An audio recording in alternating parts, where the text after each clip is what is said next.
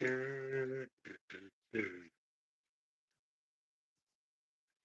is up? What is up?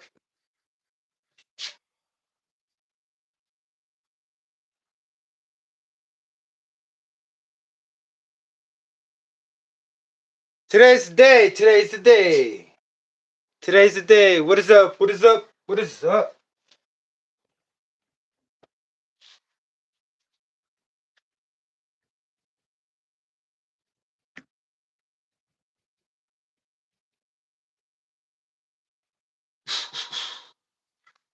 What is up? What is up? Oh man.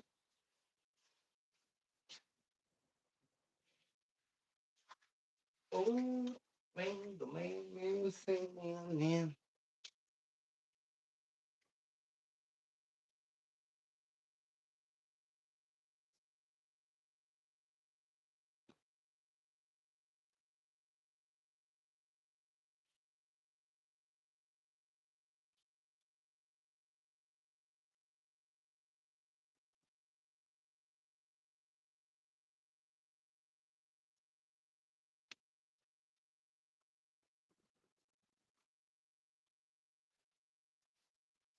What is up, everyone? Check it out. Check it out. Welcome back. Welcome back. Welcome. Today's the day. Finally. How y'all doing? Hope y'all having a wonderful time, wonderful day today. Even though it kind of rained and there's a bunch of helicopters going back and forth, who knows why? Huh. That's just a question for another time. But right now, brother, oh man, I got this rascal and I just can't wait to start it. I've never heard this thing. Never heard this pipe. I want to know what it sounds like. I want to feel the resonance. I want to connect with the frequency. How you doing, prime car collectors?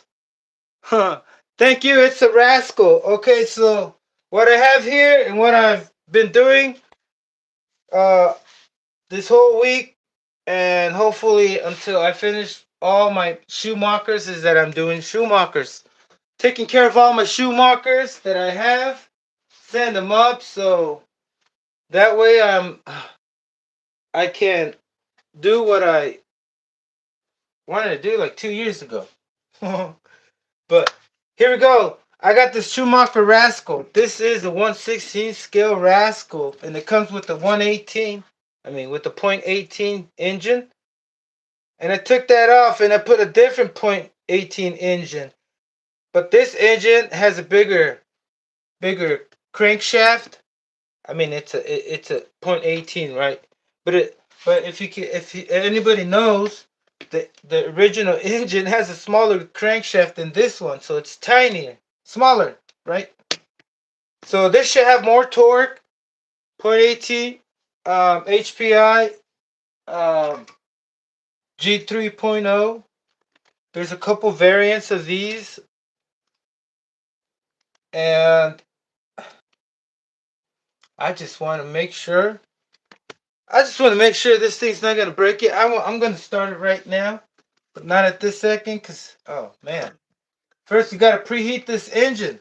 Look, brother, you gotta know that this engine, like I mentioned before, this engine is one of the hardest engines to start for a 110 scale.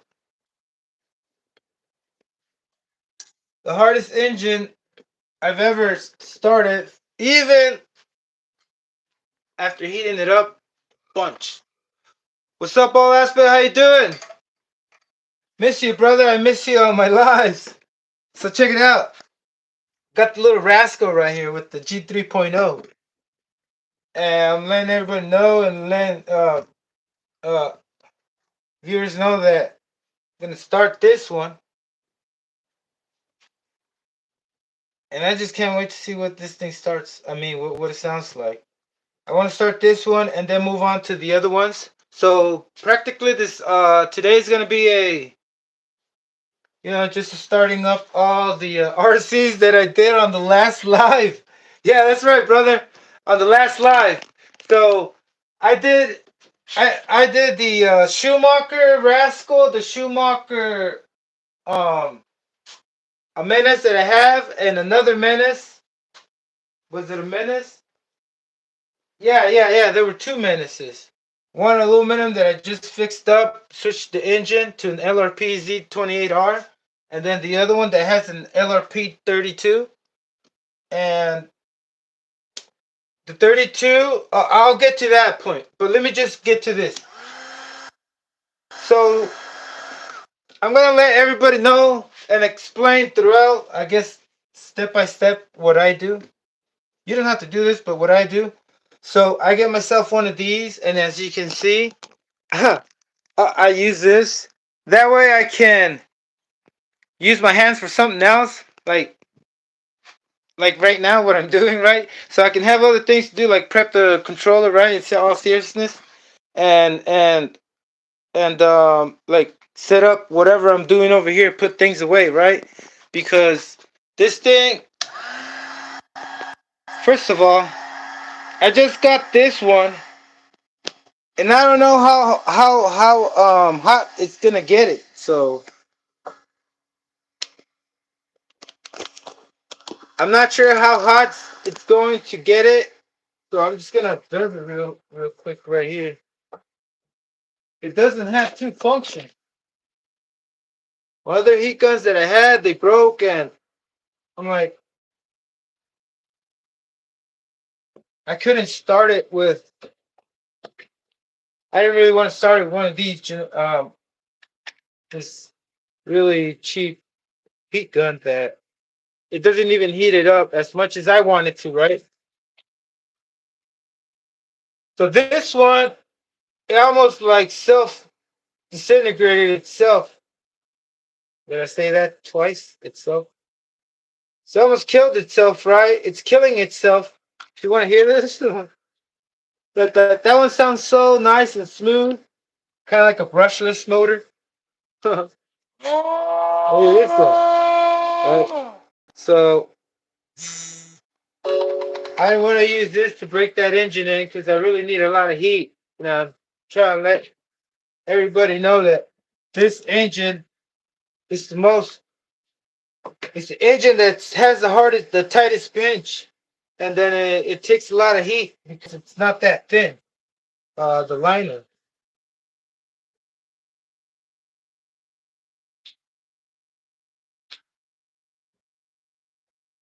So what I'm gonna do right now, brother, since it's the first time this thing I heat,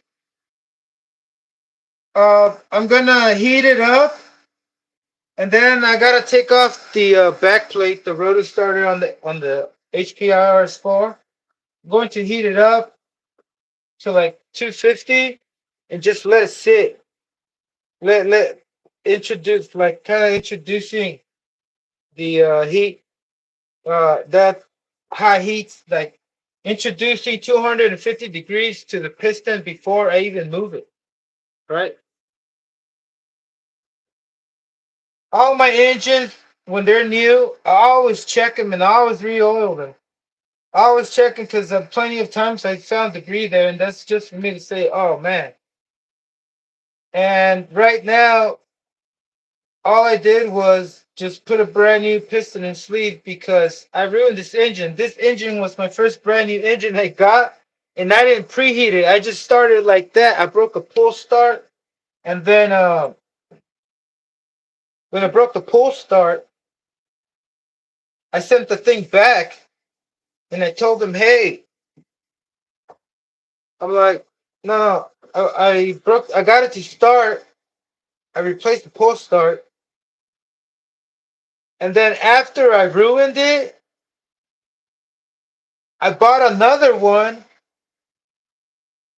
And then when I bought that one, I put it on this one, and I couldn't start it because it was way even more tighter, right? So I sent it back to the seller, and I told him, "Hey, this piston is way too tight on the sleeve." And so he was like, "Ah, just send it back then." So I sent it back, and I kept. I don't know why I kept the good one and the bad one. No. I kept the good one. I kept the. I mean, he sent me another one, and I kept the good one and bad one. And so after that, I realized that the one that I had used first was already done for. Like I ruined it. I ruined the pinch. So not until the other day that I put this thing, I replaced the piston and sleeve. I realized that the piston goes all the way through the sleeve. And I'm like, what the? And I didn't even use it.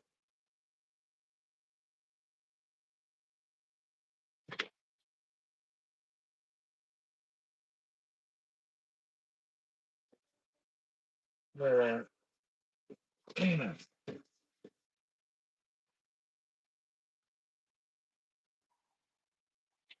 so I'm still at 155. Anyway, I'm at 190. The other Tech Life that I had, by the way, this one's like 15 bucks. And it only has one speed. Man, think about that. I don't know how long this is going to take. Okay, I'm at 230. Oh, my head. Sorry about that. So I'm at 230.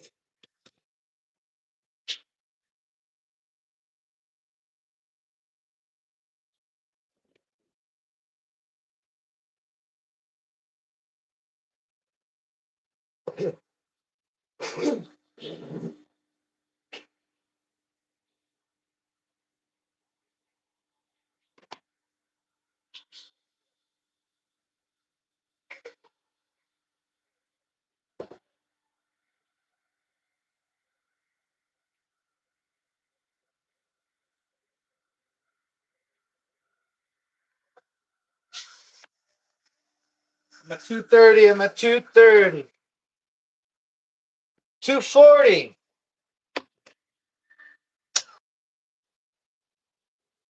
252. That's my highest reading.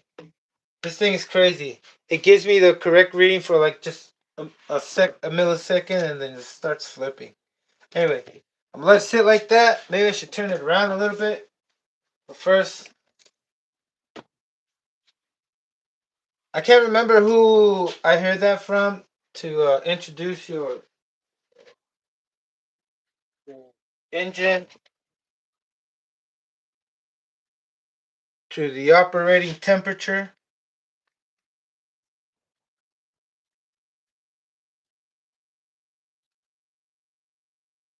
Yeah, thought I was gonna have to remove the. So this RS4 Super. I'm almost done breaking it in. I've been working on it. And I should have a video out there soon. So, oh no, I'm gonna have to get it out. Let me see if I have another.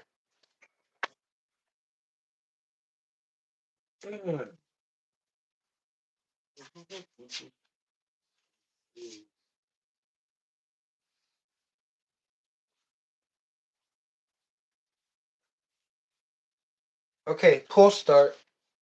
It's gonna be pull start. I'm gonna have to. Yeah, that's too much. I can't. I have to remove this whole header so I can get the pull start out. Didn't think about that ever. Anyway, if you remember this Super Nitro RS4, I put a big old pipe. I mean the pipe going outwards, and it's just too leaky.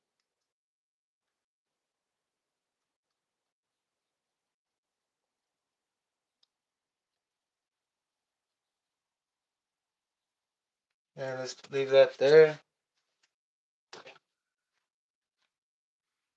Give me a sec. Let me see if I can find a roto start.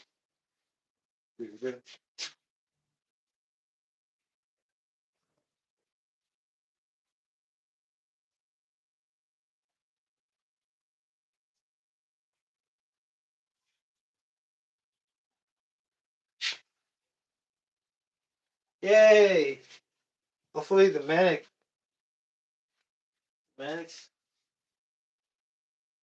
Oh.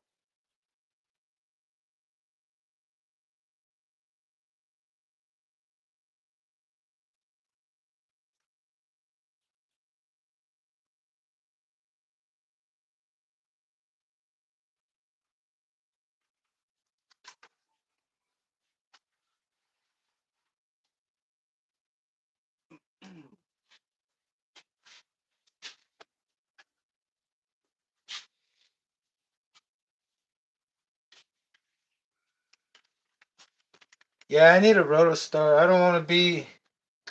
I do not want to be.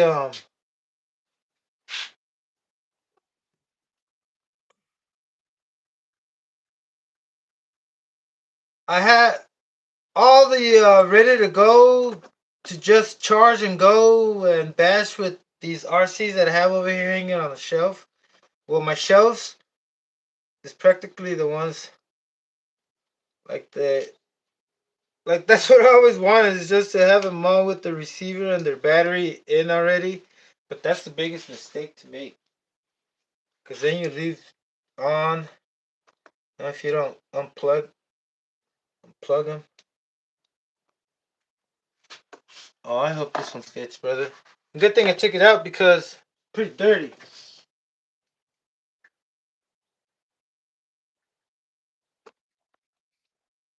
Yeah. Yep. All right. All right.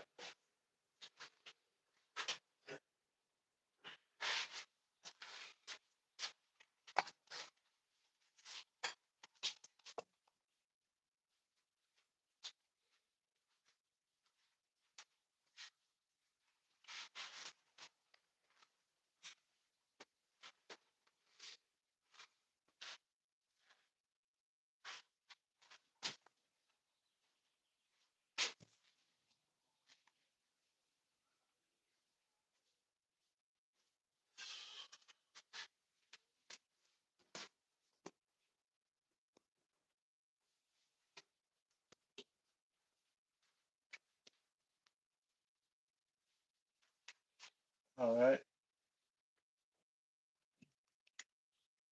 Man, this thing leaks. Hardcore.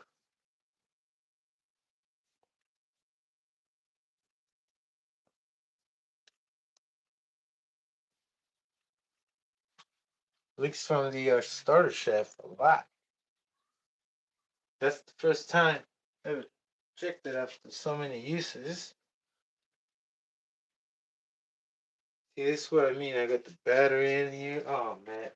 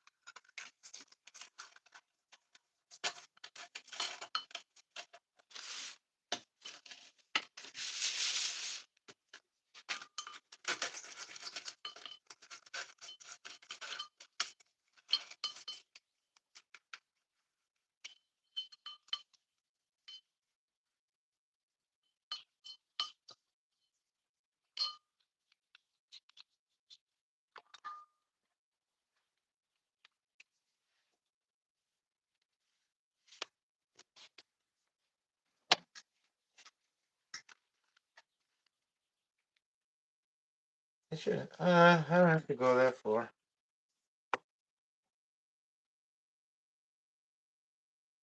Print it thoroughly after. I'll check it now. See if it has any flaws.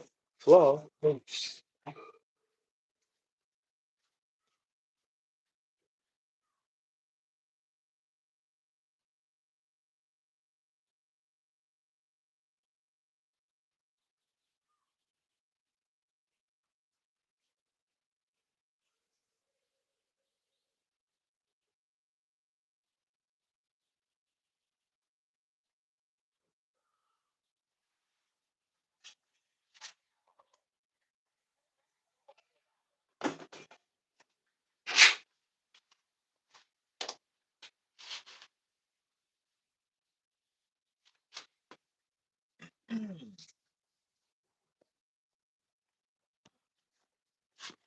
Anything we got in here? What is up? What is up?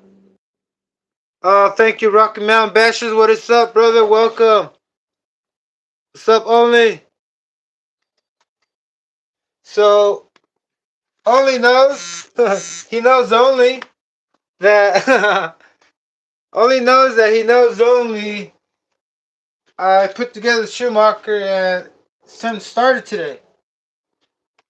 Put the Schumacher together last night, not last night, night before. Or was it 2 nights ago? Oh man, I just put myself into confusion. Alright. Hey, on the last live.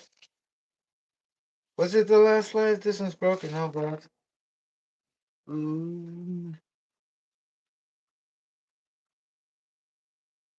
I guess I'll use this one.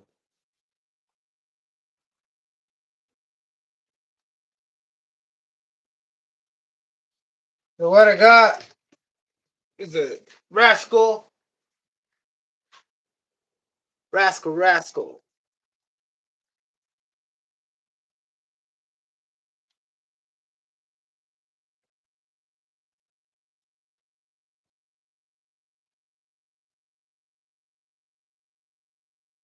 Yep.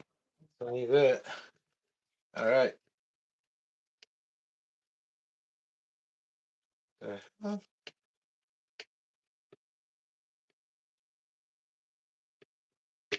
Oh god, that is super.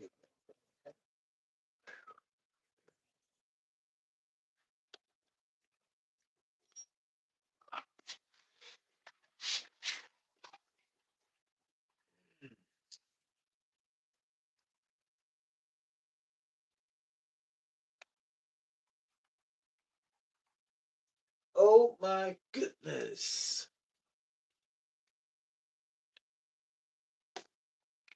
Yeah, I was using the wrong starter. Oops. And this one.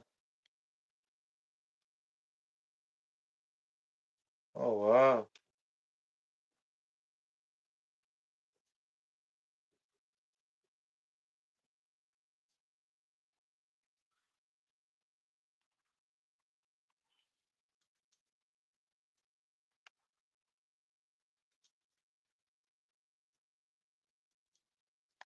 That is crazy.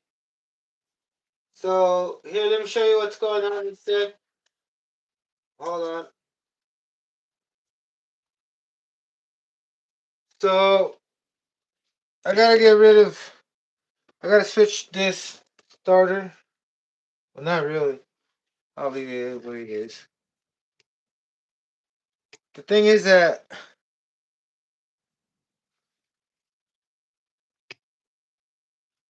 this engine is harder to start.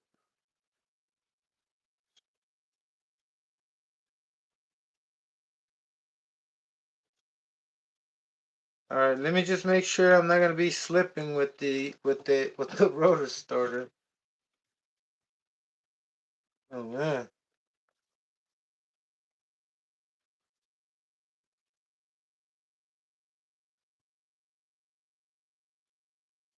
Yeah, that one because put a different one and that thing was slipping like crazy.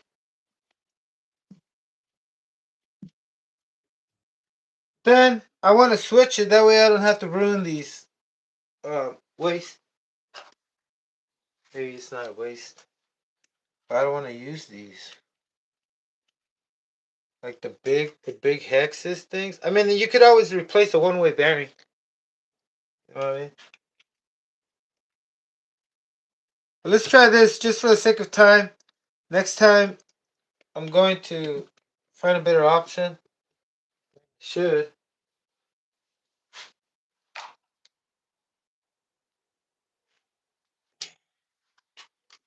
Yeah, because then the thing is that I just checked the little smaller ones that I want to put and they don't fit. Alright, so I'm going with this.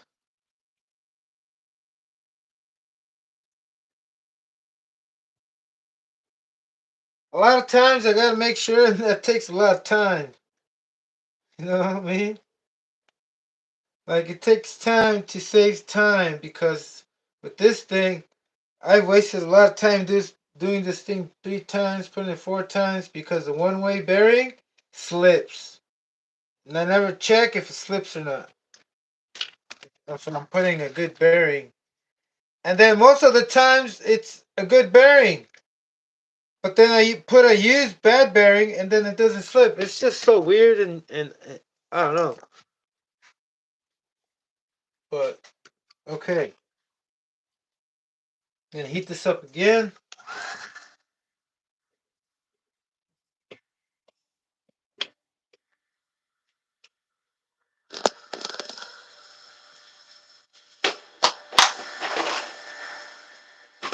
This time I'm not gonna start it yet.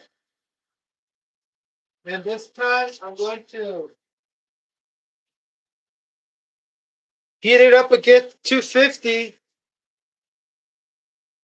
and spin it with the starter, but don't start it.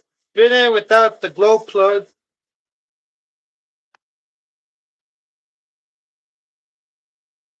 I don't know why I would do that, but I would want to do that first before You've got mail. it gets stuck.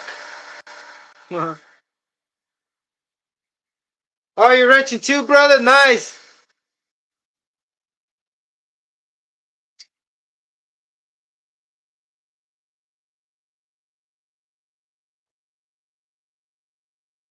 Nice, nice.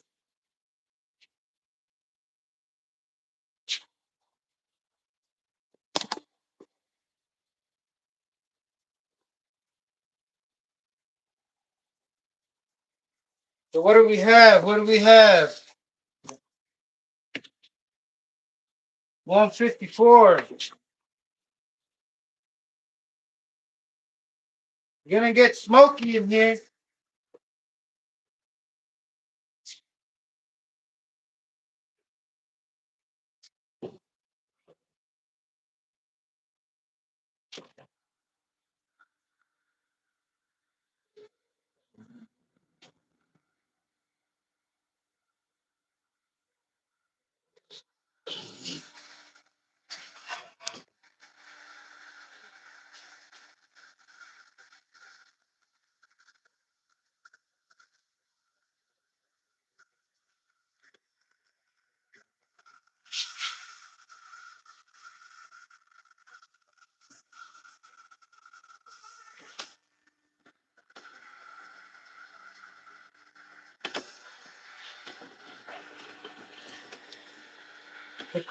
The cylinder head is 237. It's highest reading. Crankcase is barely 195. I'm gonna stop at 220. But first, I want to see the how easy this been. I'm trying to find not all the engines take the same temperature. That's why I'm trying to show this. That way, you use your hand tool, and when you're able to spin it, I have some scratchy stuff going on right there. Could that be?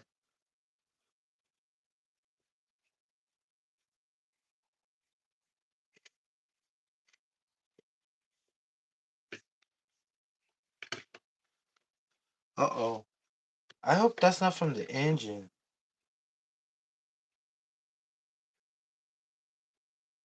Oh, I think that's the bearing. I'm using the wrong. Anyway, so look, check it out. Right there, I can turn it over without like having a hard time, giving a lot of force. So I can turn it over, and that was what one would do 180. It's already 170. So at 180, I'm just gonna go 200, and then when you put this back,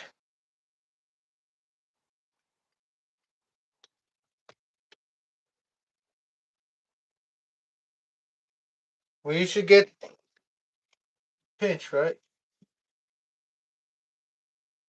right? So not to pinch the compression. So the thing is that you got to know if you're not leaking anywhere and you're pressurized good with everything and you got the right pipe and everything and you got the right tune for braking, most of the times, even though it's rich as hell, you're running lean because it has a lot of compression and the engine isn't broken in yet. A lot of times that happens when your engine is new. If you know that it's new and you hear that it's running lean, because the engine shouldn't growl when it's running lean.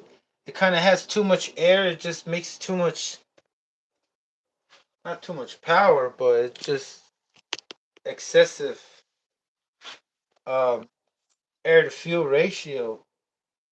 But the thing is that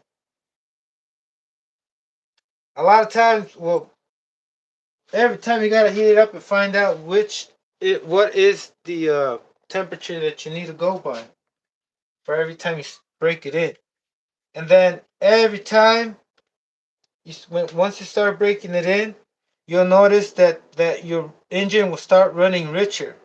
Once it starts running richer, that's when you start from your base tune. That's where I start from the factory settings, and then from that factory settings, I put it on the car, and then it should be almost broken in, right? Like right when it's already like it should be kind of struggling to go with with what you left off by, right?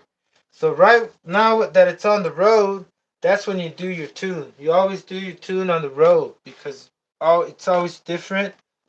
You like say I put this engine on that RS4, it's gonna be different, and then especially with the different pipe. So every time I break in the engine, I always go by. Once I'm able to not heat it up and take the glow plug up out and turn it over, I should turn it over with not using too much force with my fingers, right? But if I have to and it's still stuck there, like kind of like, you know, still needs to be broken in. And ever since I started doing that, never had a problem. All my engines, they all run like under 150, at idle. And then once you get to an engine that it's like already done for, it's always gonna run lean because it's gonna be inconsistent. It's not gonna hold its tune.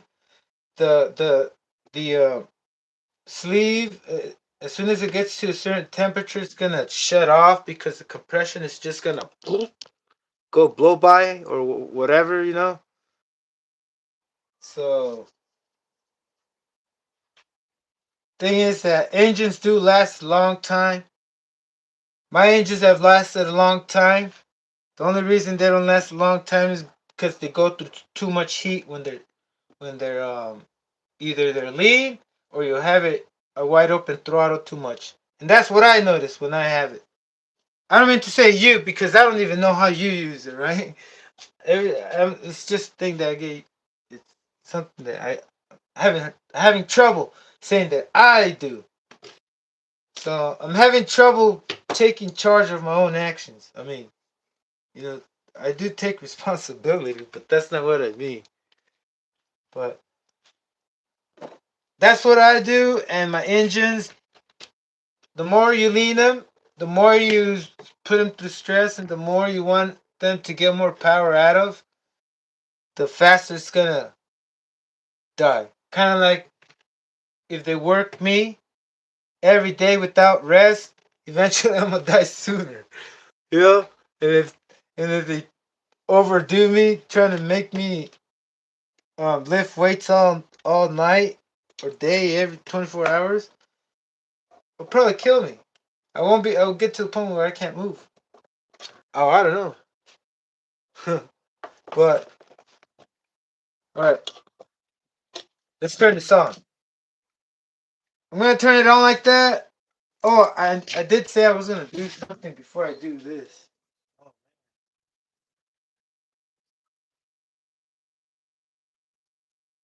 The mesh somehow. it's not great as like I had it last time. Maybe because it bent a little bit. Cause that could be. Huh. Look, I need a brace. This thing needs a brace. I gotta build it a brace now, brother. I gotta bend it. Hold on. I'm gonna bend it a little bit. Oh wow.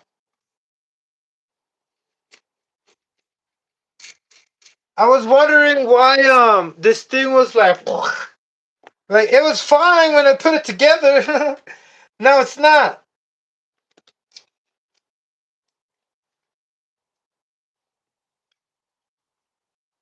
All right.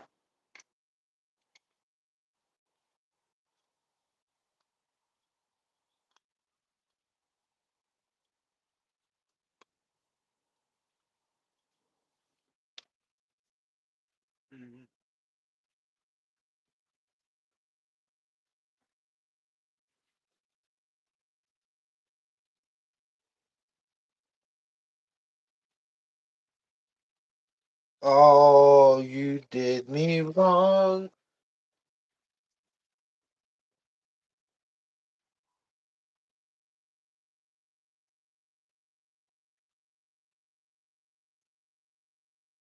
Oh, this is horrible too. What is going on?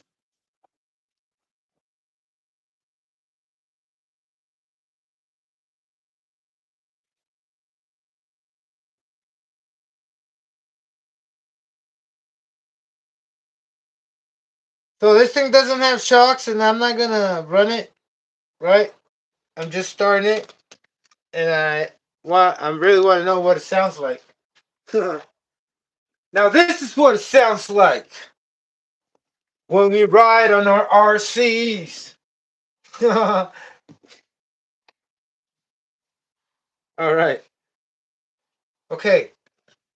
So let me. Yeah, that's good. Don't want to ruin these things. I do not have another set, and I don't know if they have that available because they're not the same. Wait. They are the same. Has a 3-speed. I hope they're the same. I remember I checked them. Okay, this was the starter.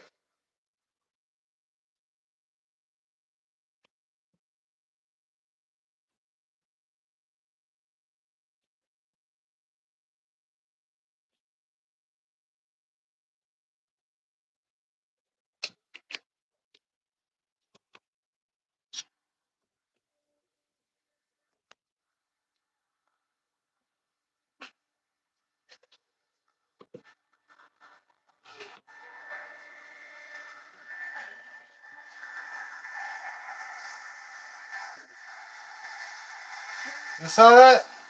Primed it. Primed it by blowing through its rear. Guess what? Oh man. I think I need a little bit more. Oh, I forgot. I forgot to wash it with soak it with fuel. Oh no. That's another thing you gotta do, brother, is when I mean I recommend doing is when you start your engine for the first time or every time, make sure that it's primed and then there's fuel in there. Well, this one, because it's new, there's no fuel in there. I gotta squeeze fuel in there a lot. Not a lot, but I'm gonna throw fuel in there and then I'm gonna hit it with the thing without a glow plug and get fuel all around inside that engine with oil, right? Because I don't want to start it just like that, like R. Kelly. You know what I mean? Uh,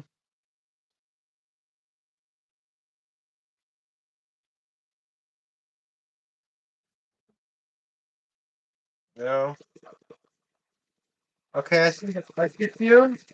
Not fumes. Well, I see anodized, anodized, anodized. How do you say when the fuel turns into mist? I can't remember that dumb name. Oh man. All right, a little bit more. Oh, I gotta move it. Here we go. Wide open throttle. There we go. Yeah, that gives me a good indication that we are set. I don't like this glow plug. It's horrible. I don't know why. Let's put it on there. Give me a sec. You choose a. You got a B5 right here. Does it work? Nope. Yes, it does. Yes, it does. Okay.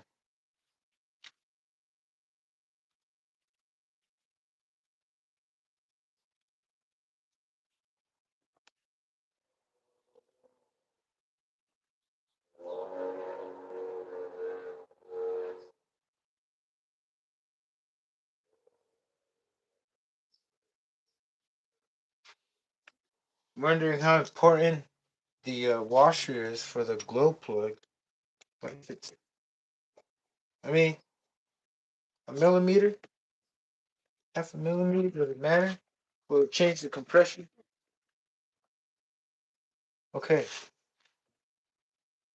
Now that I have it on and that it's not flooded, and that it's fuel.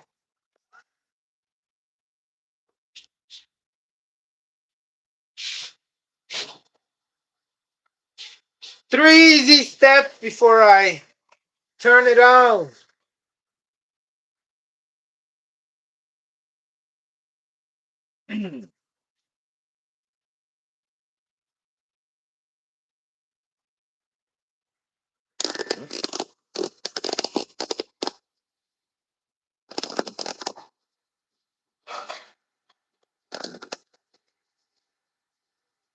I know it's a lot, brother, but you gotta hear me out.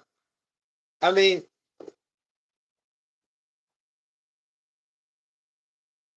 well, what can I say? Like the reason why I do all this just so maybe I can save a few bucks and have more stuff. Save a few bucks so I can buy more stuff.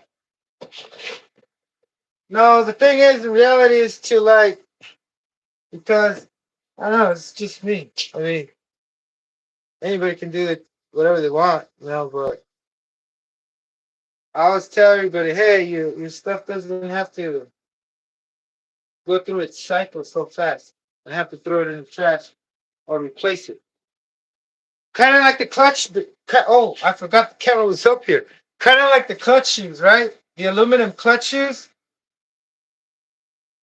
I used to throw them away. And I say it just because, I mean, I say, and I'm sure if I've done it, I'm sure there's somebody else that's done it. Maybe one. I mean, I can't say none. I can't say I'm the only one that's thrown those HSP clutch belts. I mean, clutch shoes in the trash. You know what I'm saying?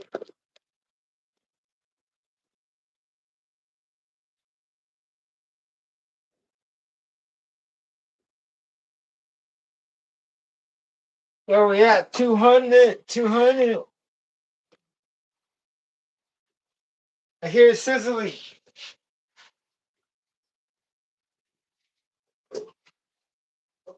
Oh, oh.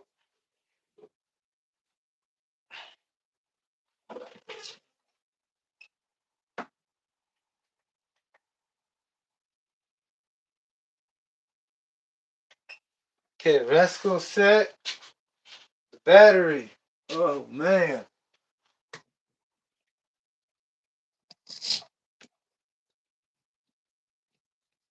Wait, I don't need a battery.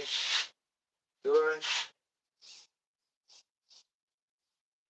No, I don't need a battery. I'm just going to start it for a couple seconds. I should get the idle without a battery. Without a receiver. Maybe I should. All I need is a battery. Give me a sec. What am I thinking? What am I thinking, brother? Rush.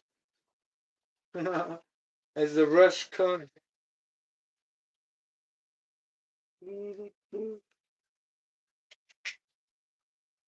Got temporaries. Can y'all see? Am I on the, yeah.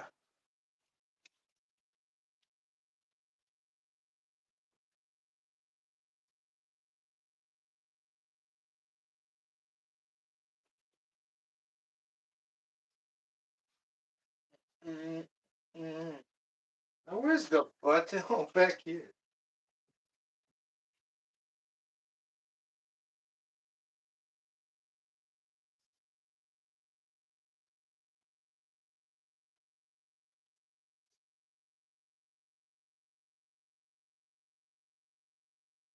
All right, let me just get a zip tie.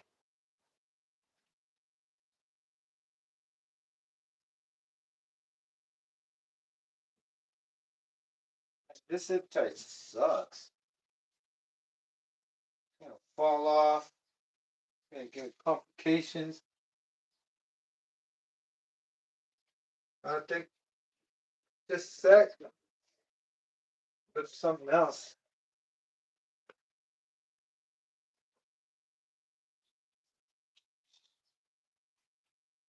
Here we go.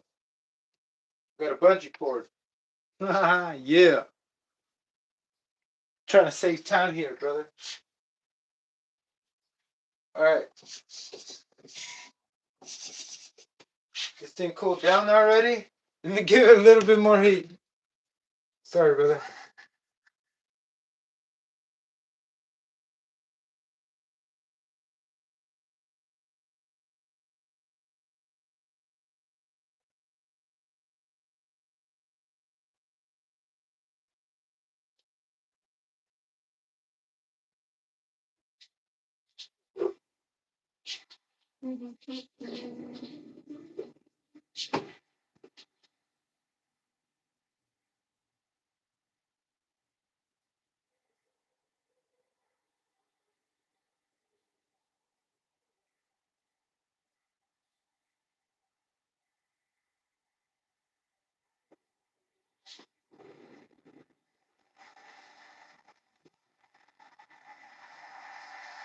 All right. All right.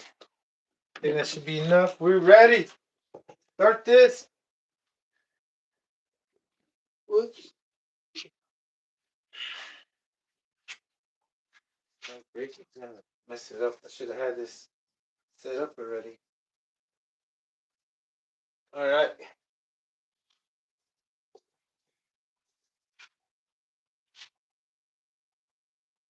There we go.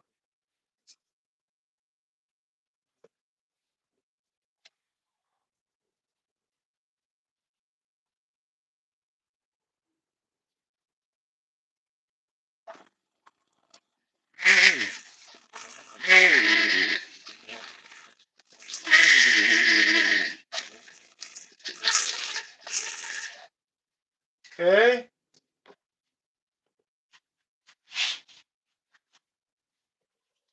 On this out of the way. I'm shooting stuff. Think I need more. What I'm gonna do is turn it off.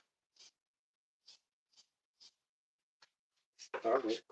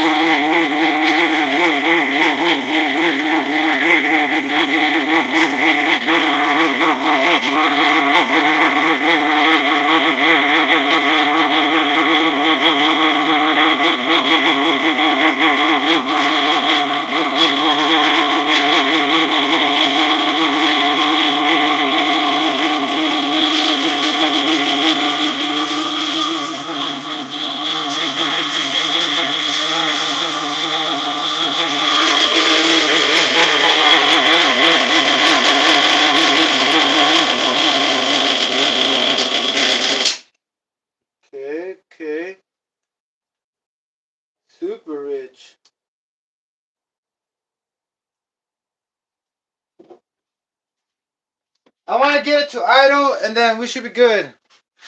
Let me just get it to idle because it's super rich. I'm trying to find the base 2 for it. But I gotta bring this stuff over here.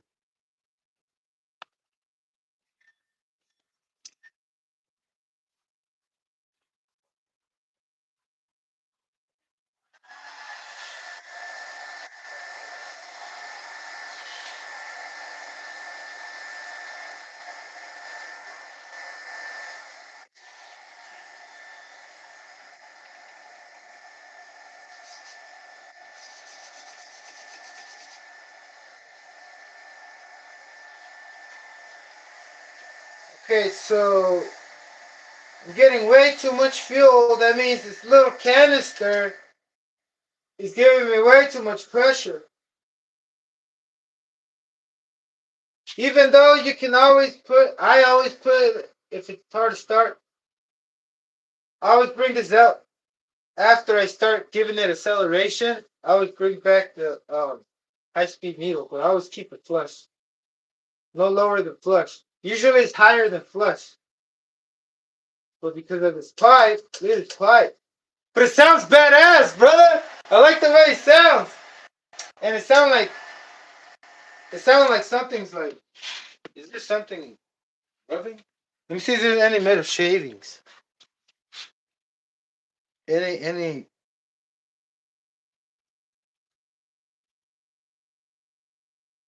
no. Uh, nope, I just see leakage.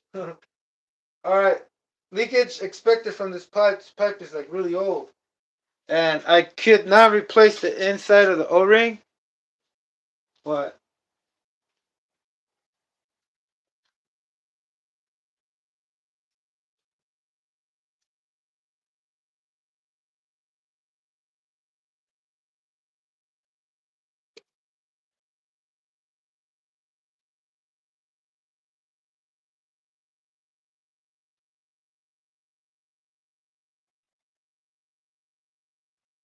I wonder if you're supposed to break this in upside down. I mean, holding it like this. The way, or start it. Because the inlet for the return line to the fuel tank is freaking right next to the exhaust pipe. Right next to the tip. They're both right there. I'll show you in a sec. I don't know if you noticed it. They're both right there. Oh,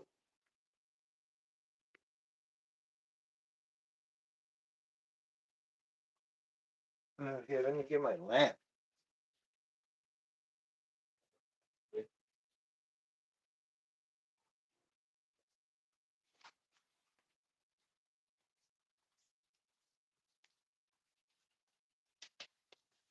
Both right here, right next to each other.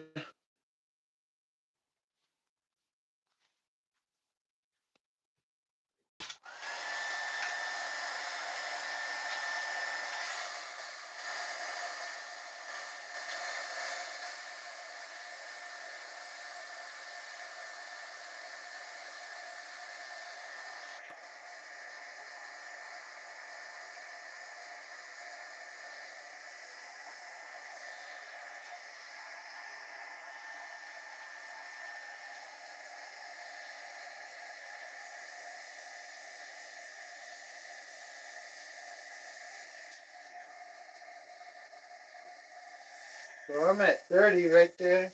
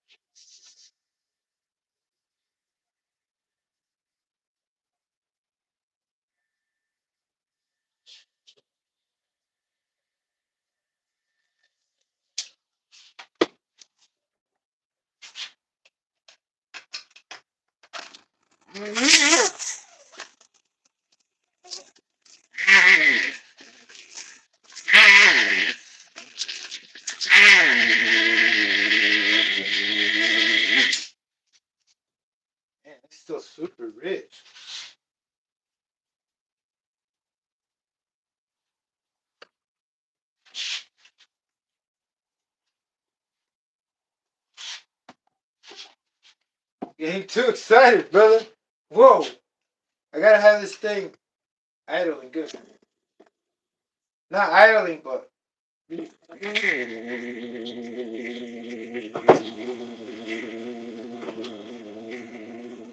Sounds better than before. Right? Sounds better than before. All I gotta do is lean it out more. Alright.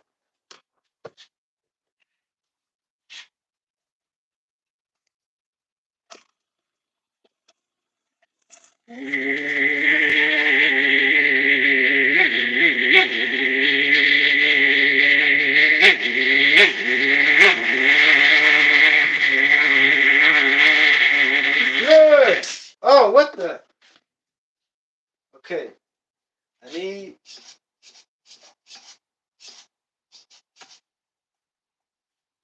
That's all. Oh, I know it. Okay. I need to lean it out.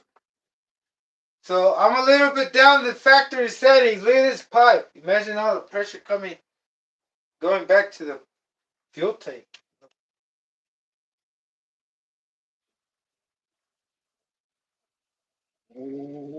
That's not good. It's cold.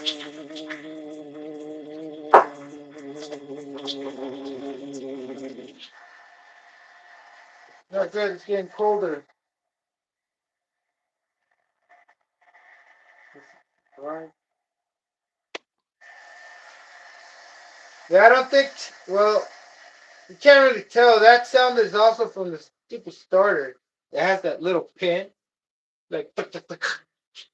So it's still great. So, all right. Let me just get this up to a little bit more.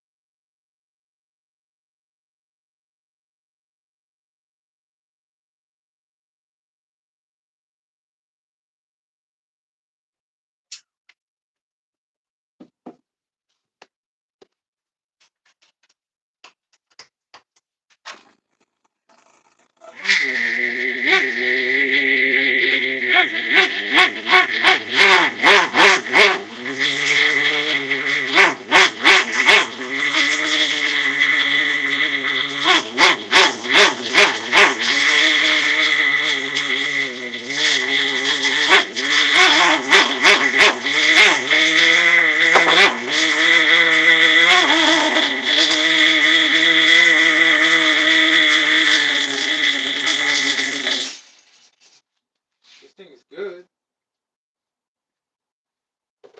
Yeah, it needs more leanage, brother. Wow. Well, it's expected from that tiny ass puny piece pipe.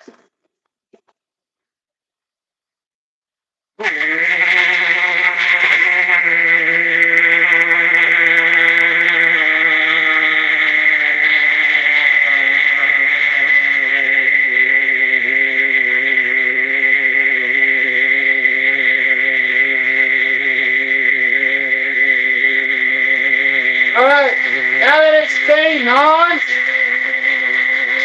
I'm gonna slowly switching it up. Right? But after it starts working a little bit more, I'm going to start riching it up again. But I think that's the richest because it's shutting off. And I have it at, oh man, the gap is pretty big. So you have to leave it like that. You have it running like that, you want to make sure it's hot. A running temperature. 170 to 180 on the crankcase.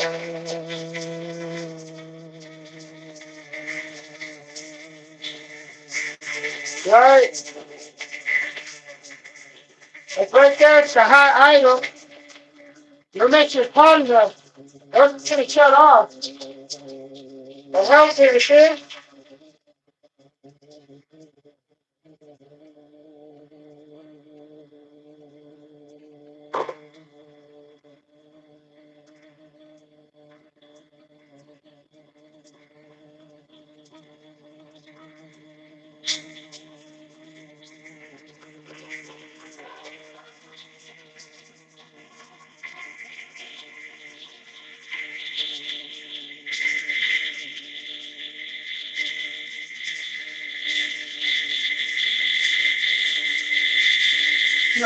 Feels good, brother. Feels good. Feels awesome. Hell yeah. Oh yeah. Here it is.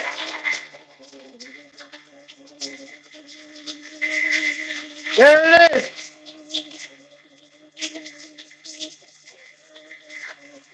What's up, Clay? How you doing? A little closer. Oh, I'm spraying this crap all over the place. Oh man, no wonder everything I touch is greasy. Man, it's like Pete Diddy's house. Check it out. Oh man. Hey, I gotta. Is the door open? Oh Jesus. Oh man, I kind of zoned out there for a minute, not thinking that the door was open or not. Oh, whoa. Let me give it a minute. Give it a minute. I got the next. Bring the next one. So this one, complete. Start, first start, everything. Y'all see this? Can y'all see this?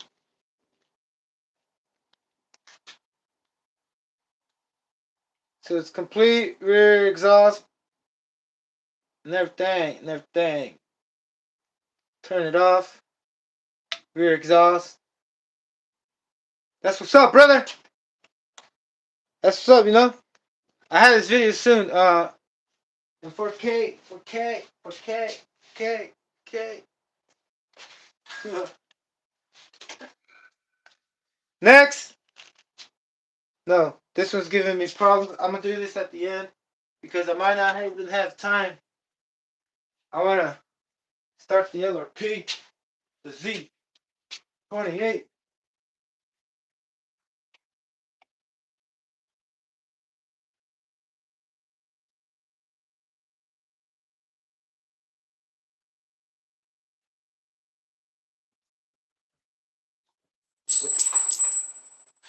Oh man. All right. Back to the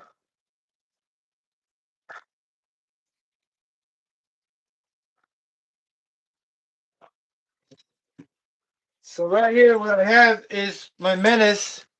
One of my Menace, not the other one you saw in the video. Uh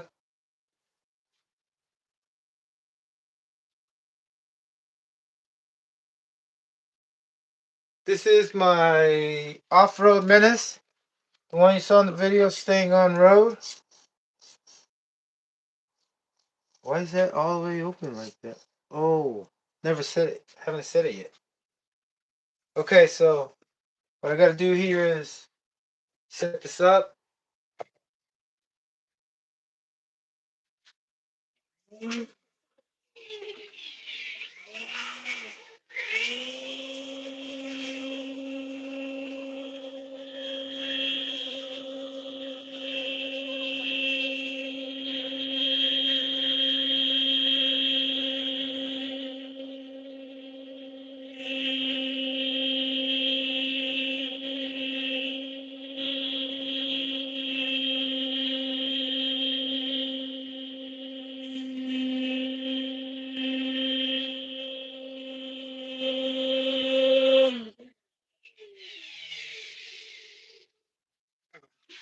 I'm all leaving you guys out of the action. So I just washed I washed my air filter and I'm giving it a blow. Got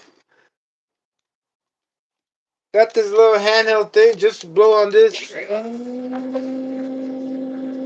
They gotta try it out fast, brother. Well, the thing's been sitting on the shelf. It did not fly.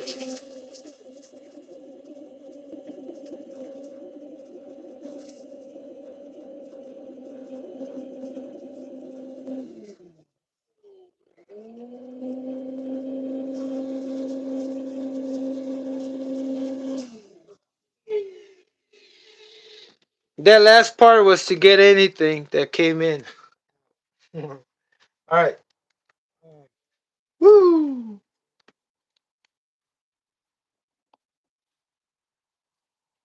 This LRP Z28R, I got it with my Savage X when I got that. The only Savage X I have. That I turned it into the carbon fiber twin. I got, it was a LRP and the Axial 28RR. And the guy told me that he tried starting it but didn't start it. I'm pretty sure that's what he said. Pretty positive. I gotta do this one before I start it. I got to put on the gear. Because I need some kind of, not really. Don't need any load yet.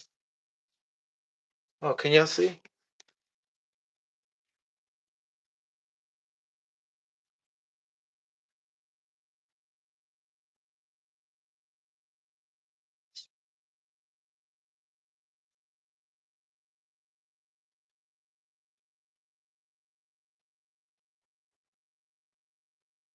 Why are there so many helicopters? Oh man, there's something going on. Updates.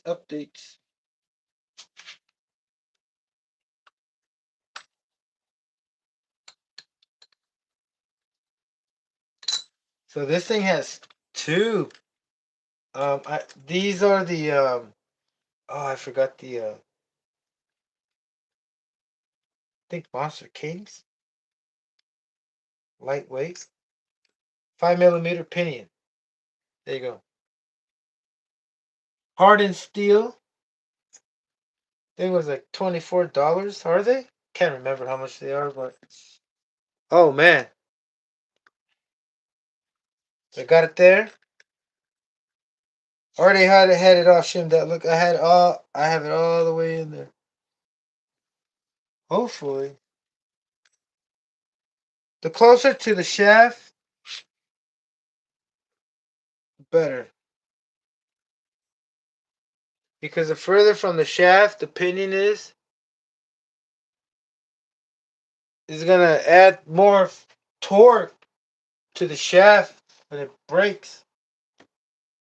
Adds more leverage so it can break. Okay, so I got that. I don't think I need to put any security thing right there if it comes off. I think that's fine.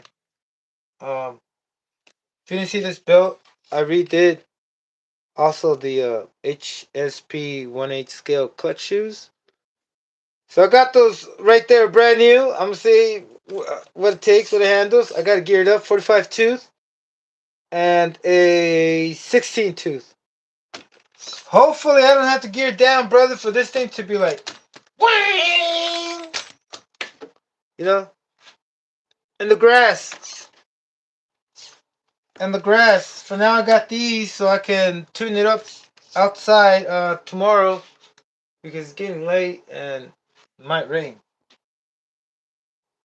All right, let's start this bad boy. Brother, I gotta start this Z28R, brother. I don't know where or what and how, but it's here. Damn.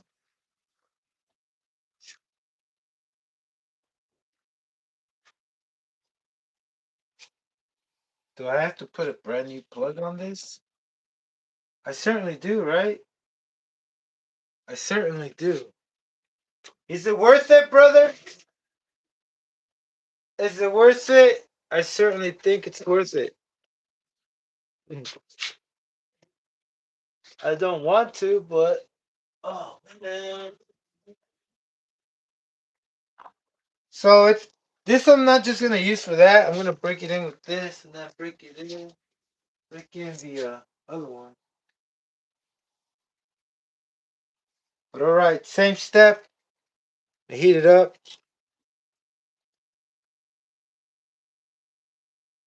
Same step.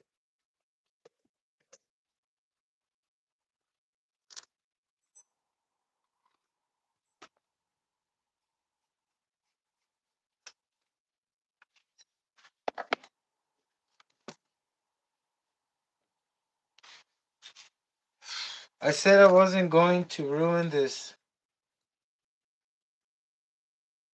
so I gotta borrow it. I gotta borrow the LRP one. Oh, I hope this one is the same one as the size as the LRP, the pattern, the nut pattern.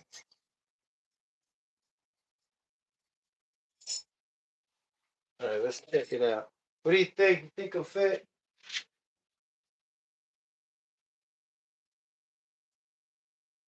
Gotta borrow a lot of things from a lot of things.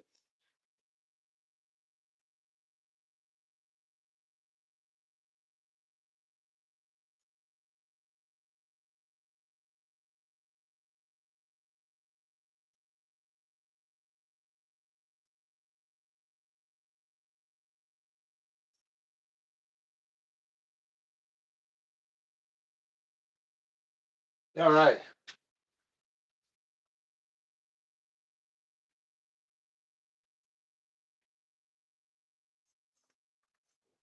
Yes, sir.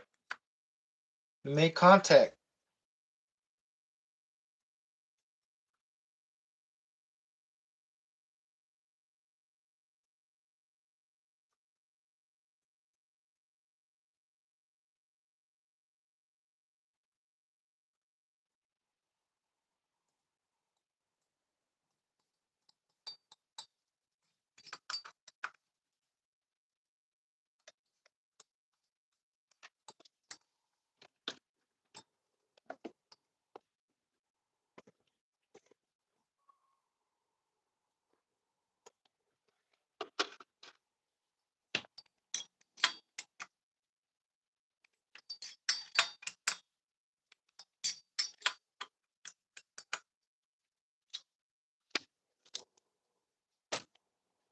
I'll be right back.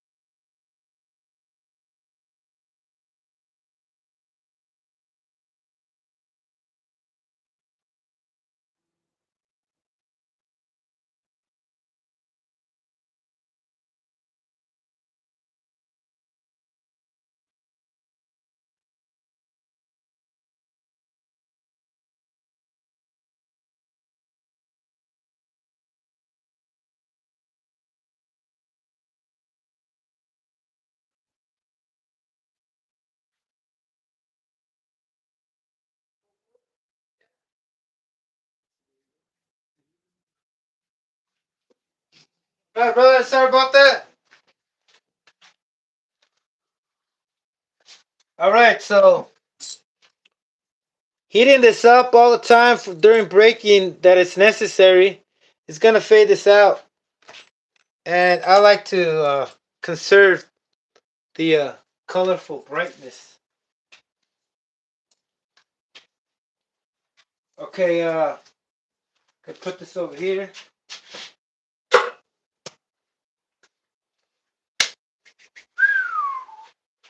Put in some fuel.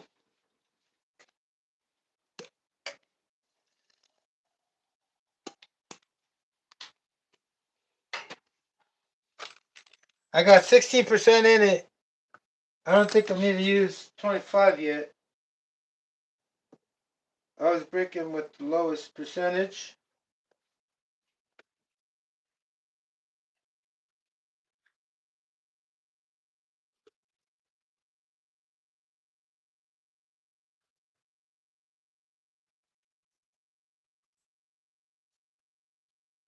Whoa.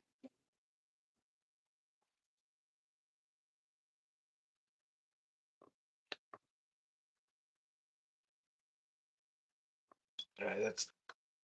Oh, that one was loose. What is going on? Oh, I had it right. Oh, this thing is stripped.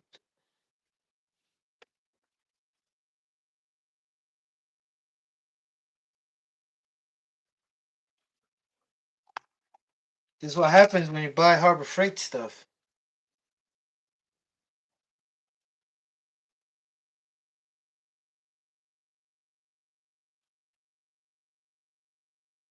Okay, this one looks good. It's not the right size. Just a sec.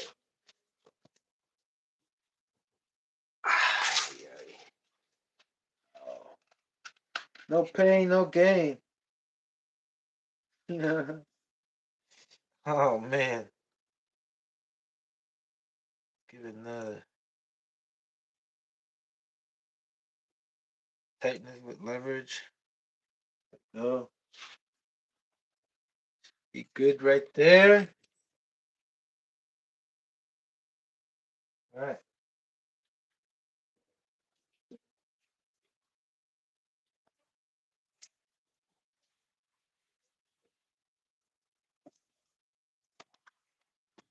Deuces and trays. Eat shiders.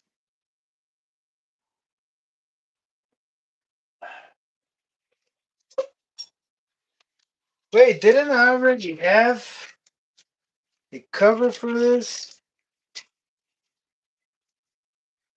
Well, it's temporary. No, but I don't want it all messed up.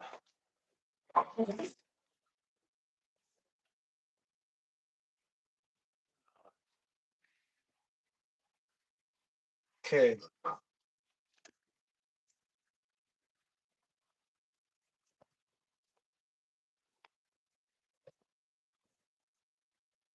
This is 2 pieces. I have it.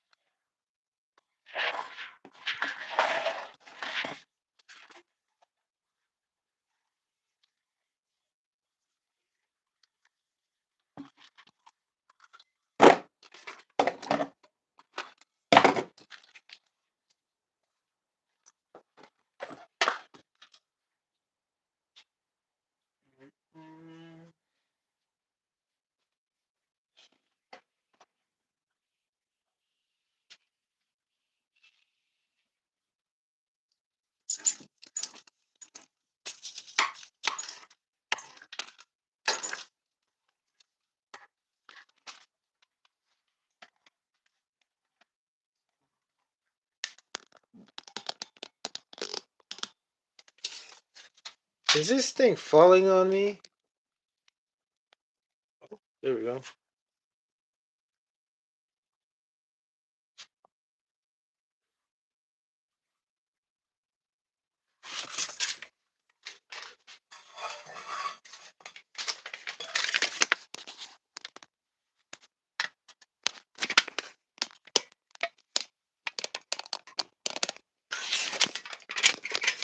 what is up, HPI Savage? I didn't realize you were in here. Are you still in here?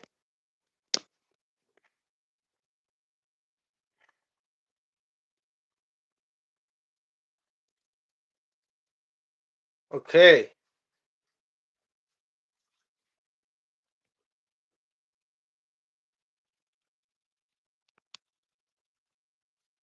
There we go.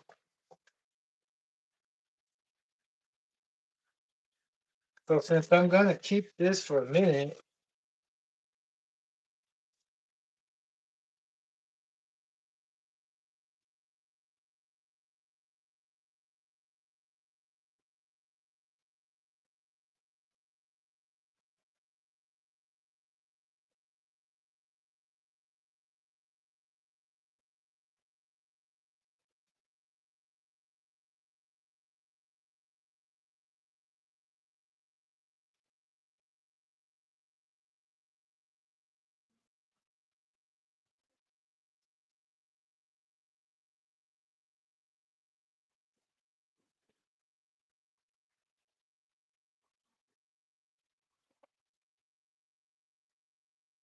there's no way I don't have another break because. But oh, I kept looking at these. I'm like, that's too big. But it's the right size.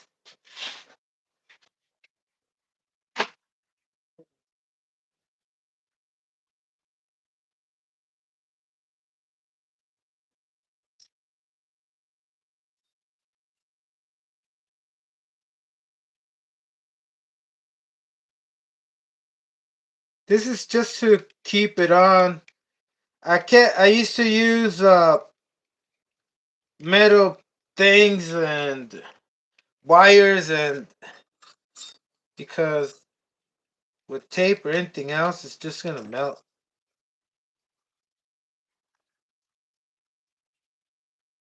And then if you use that thin wrap foil, that just breaks apart.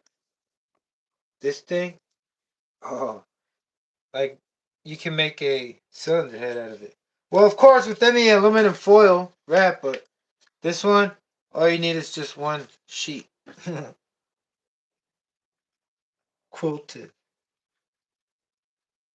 bounty.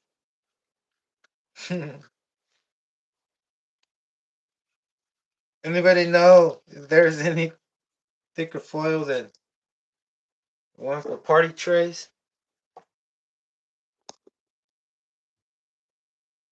All right, so once I have this covered, I might want to make sure it's covered over here at the bottom tight. Not sealed tight, just tight so it can hold the temperature in there and not come out to the bottom. The reason why I do this because those heat guns, they just make your air filter brittle when it's too hot. You get it too hot, then you can't get it too hot.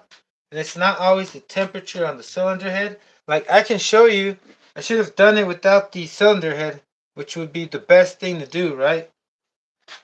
Best thing to do. Because I would wrap the foil around the crankcase instead of the cylinder head, and I would get smaller screws just to hold down the head button, you know, that without a cylinder head. And that's the fastest way to do it, you know, because right here you're not. The cylinder head is just to cool it, right? What you need heat on is the crankcase on top of the around the sleeve. That's what you really need. Well, I need. Oh, uh, all right. I'm start heating this up.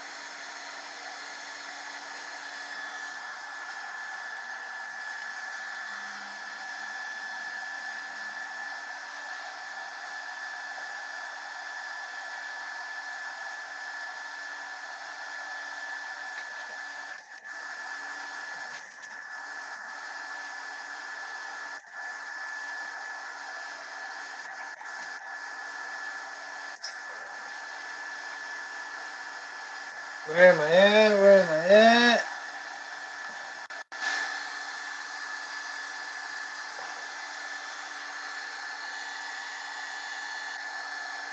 The cylinder head is 190. With the crankcase, the highest is 120, 150, 154, the highest. I'm gonna go to 190 on the crankcase. Once it reaches 190, I'm gonna stop, spin it around.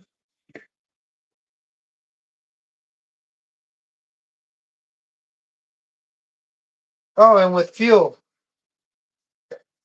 I don't know why I did it earlier without fuel. You're supposed to do it with fuel all the time. But then, you kind of want to do it. I mean, we'll see. The thing is that once you prime it with fuel, it's going to start sizzling. Man, it's starting to burn. That's okay.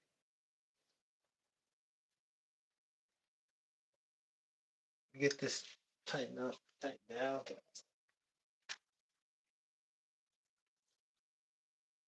Okay, so I cannot turn that over.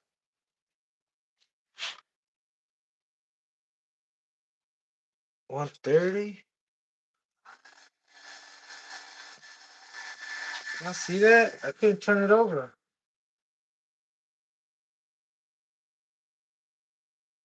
Whoa. I think we have a problem.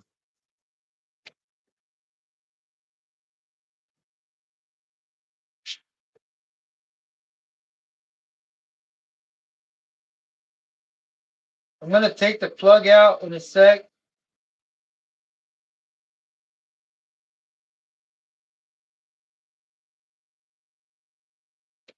Because I'm sure that piston was kind of stuck there. Then when you get a brand new engine, it's stuck. You gotta heat it up real good.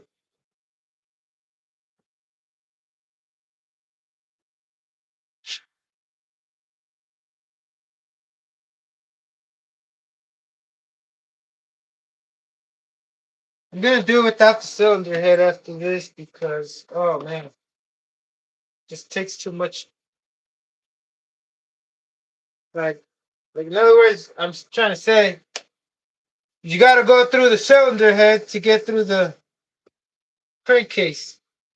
Or through the middleman. You know what I mean? The middleman. You don't want to go through the middleman, brother. And you don't want to be the middleman because that's cheating. That's cheating.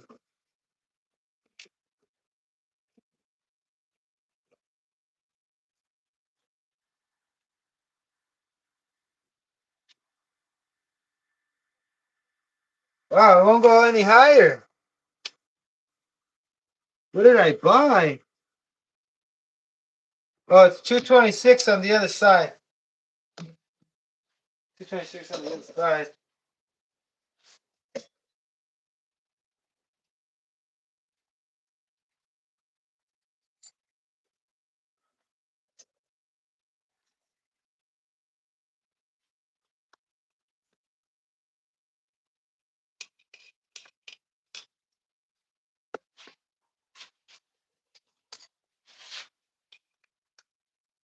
Yeah, that looks stuck. Oh my god.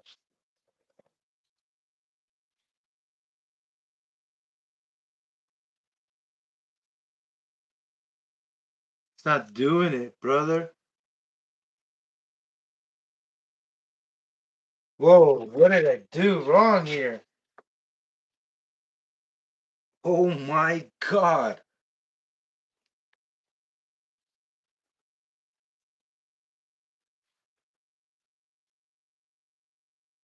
Oh, I'm a dum dum. Oh no.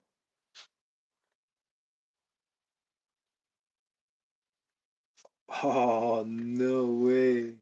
I just can't believe what I just did. So the flywheel I thought it was gonna be good size. Turns out it's not. It's interfering. That's okay. I'm gonna take it off and still start it without the top deck. For the flywheel, it's rubbing against the top deck, and I cracked it.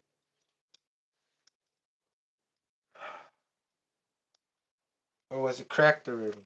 No, I cracked it. Well,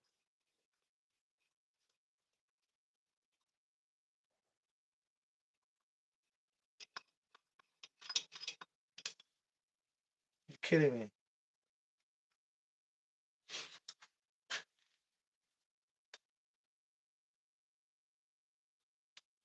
I'm not gonna. I don't think I want to do any more that day, brother.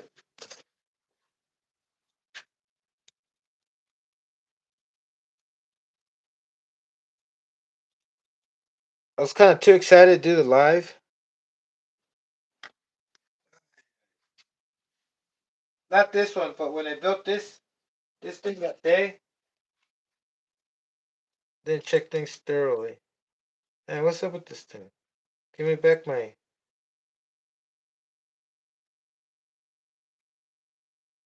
There we go. Let me use that again. Did I ruin the thread?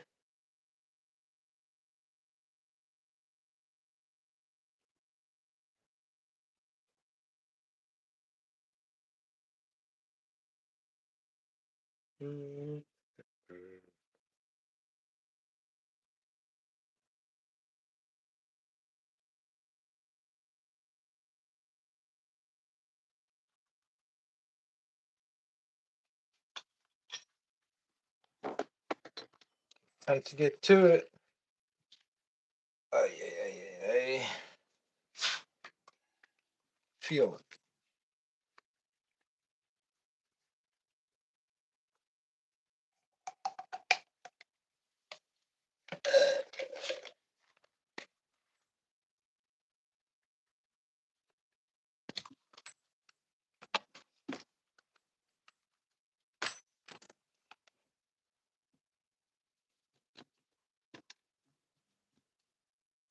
Yeah, that's fine.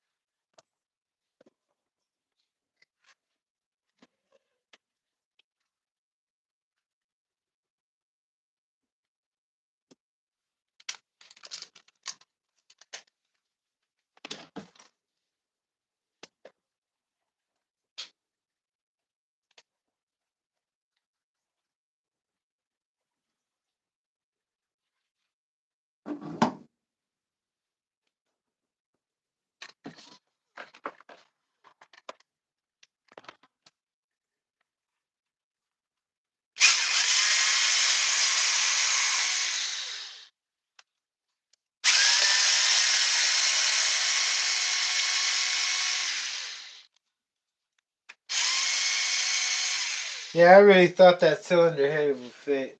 I mean, oh man. Might as well I should just make this. Um,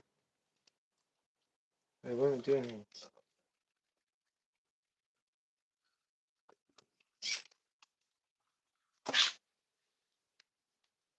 Like I'm thinking about like, what if I make this a bump start engine, and well, doesn't benefit from it. It's just gonna break more things, right?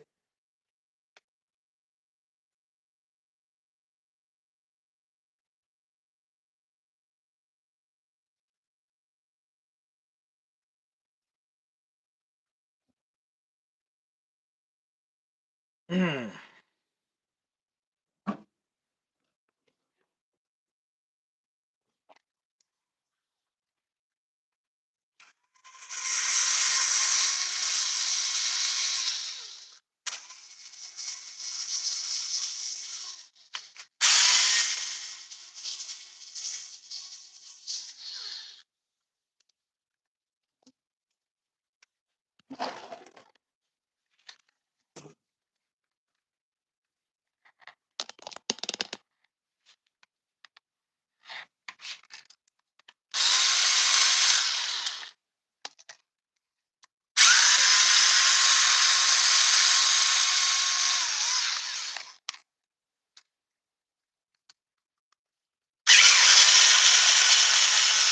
I'm not gonna do that again. Jeez.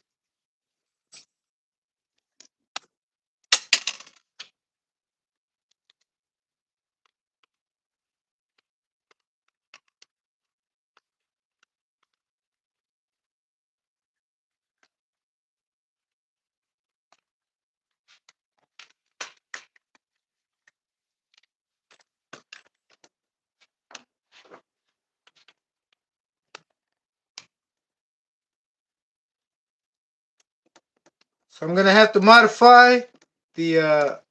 Oh man. Well, I'm glad. Well, not glad, but man, why didn't I do that in the first place? If anybody saw the live, I did like a 9 hour. Was that one? No, that was the other one. Okay, 7 hours. Oh man.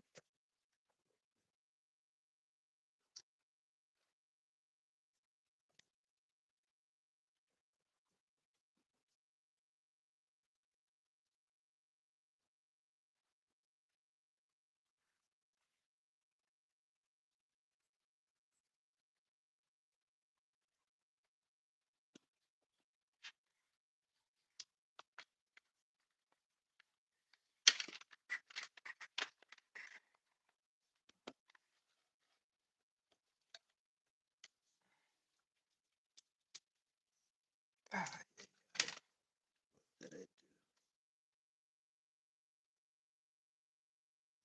mean, that was that like that already.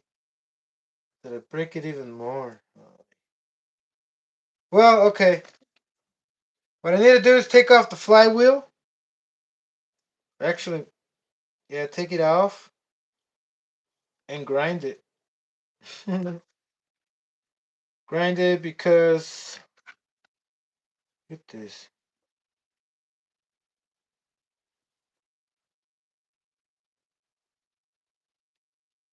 Man, man, man. Okay, that's what we're gonna do. First thing, first thing.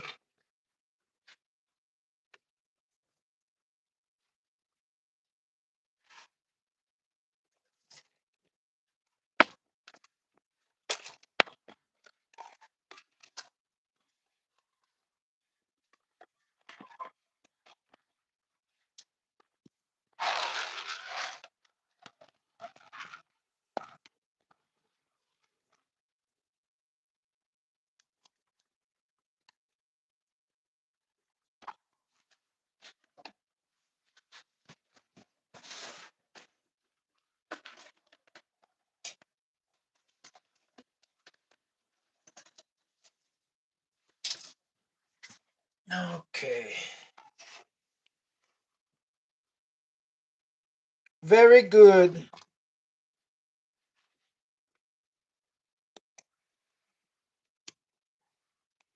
Then the other 3-speed with the LRP, I tried to start it, and my damn this whole my bearings, everything came off. I was like, no way. There's no way. There's absolutely no way. And that was because they put a small ass freaking screw. Like it has an extension, and my dumbness, like so many mistakes were made, and that was all because I wanted to push myself, you know. And I realized if I just like not accelerate myself too much, maybe when I have to go back and do things.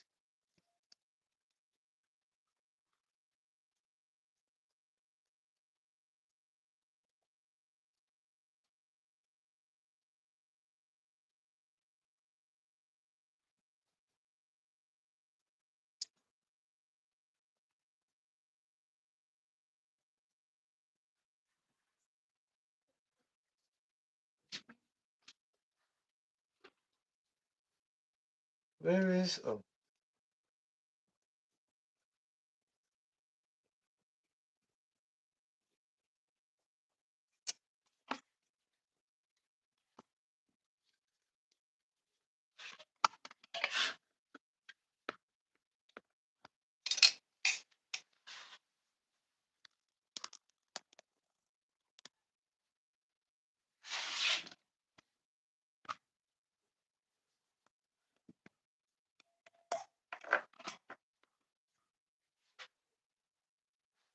okay.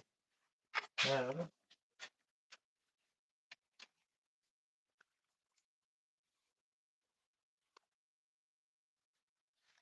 that I used last time.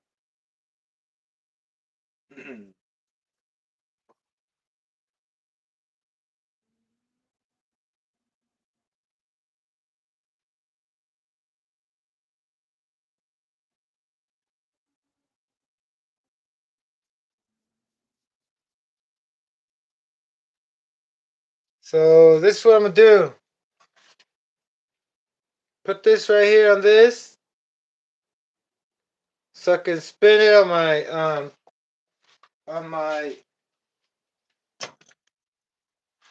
my drill, and use my grinder to grind it up.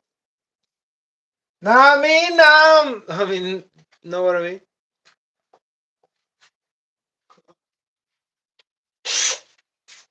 So, man, that thing is crooked. See, that's the thing.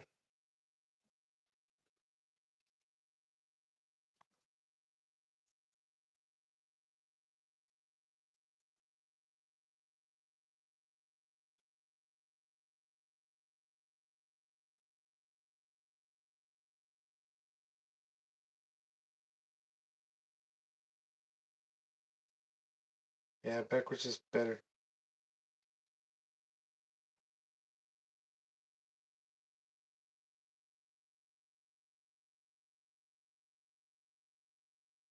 Yeah, backwards was better because it centers more. So this is what you gotta do when you don't have expensive machinery. Or even, doesn't even have to be expensive, but just the right thing. The appropriate, I mean, not appropriate, you can still get it done with this. What's up, Chad? What's up, Natural Addiction? My my LRP Z28R failed to start because the flywheel is grinding. So now I gotta hold it from here. Why was I trying to turn it from there? Anybody see that?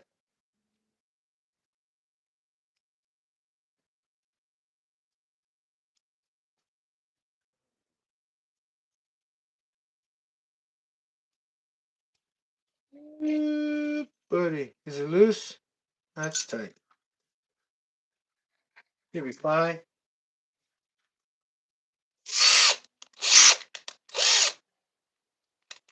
Well, I don't hope I don't break it. I mean, ruin the. All right, erased.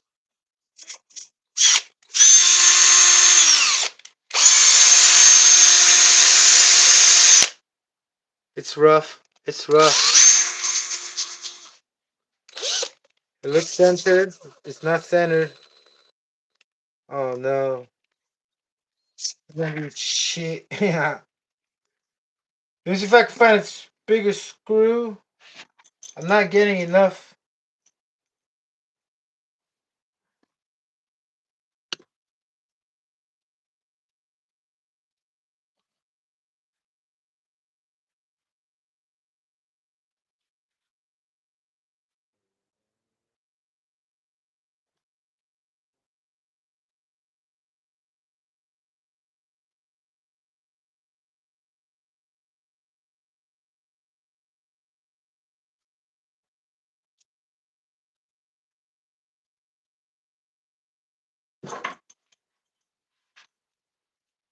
I think I ruined the threads by holding it. That's why I need a bigger.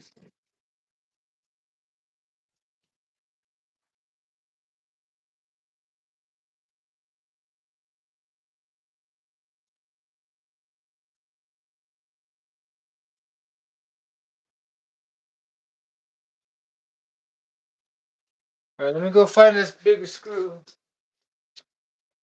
Bigger nut.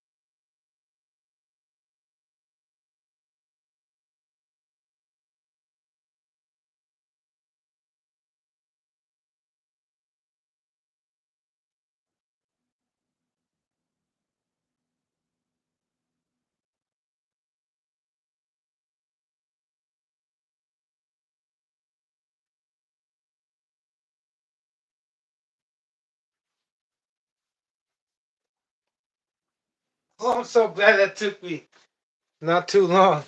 Oh man, good thing I wasn't there for days. Okay.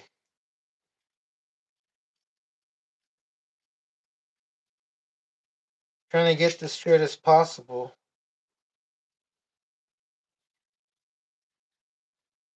Just a second.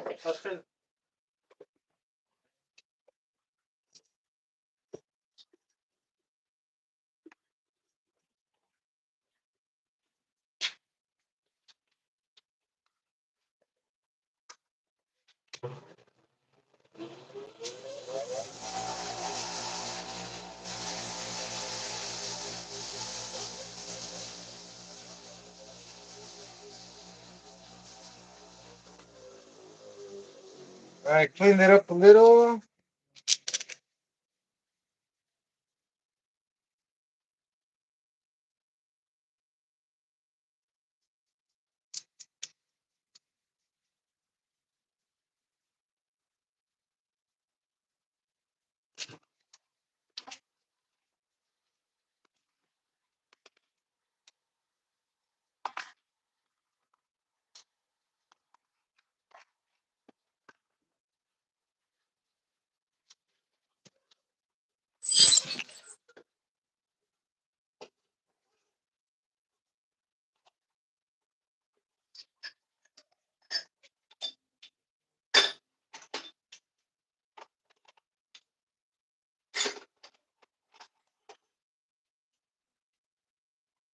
Dear Lord.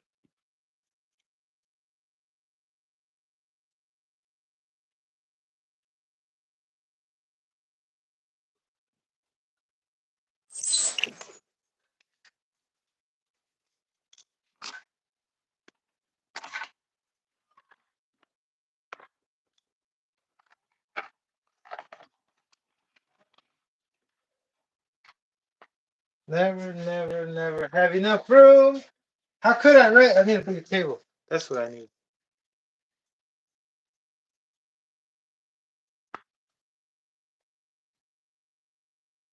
Yeah, this looks.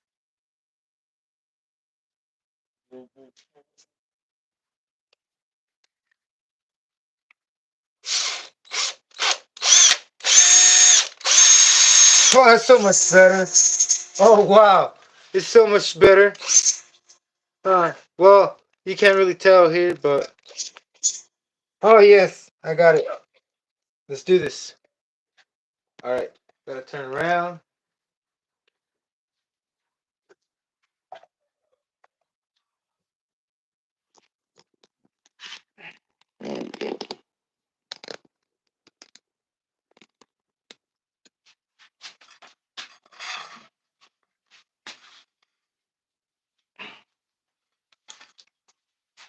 Oh.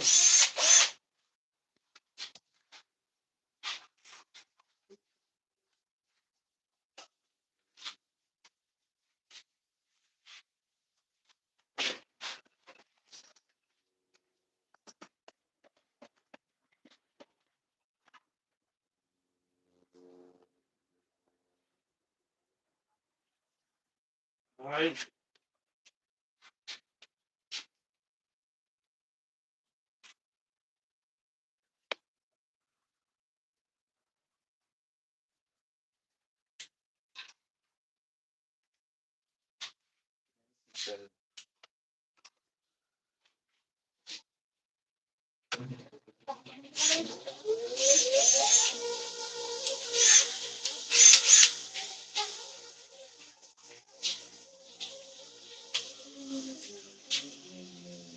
Make the marking.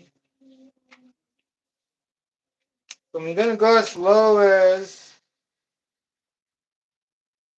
not that. As close as not too close, but as closest to to the the clutch shoes. Go like 2 millimeters. Can y'all see? There we go.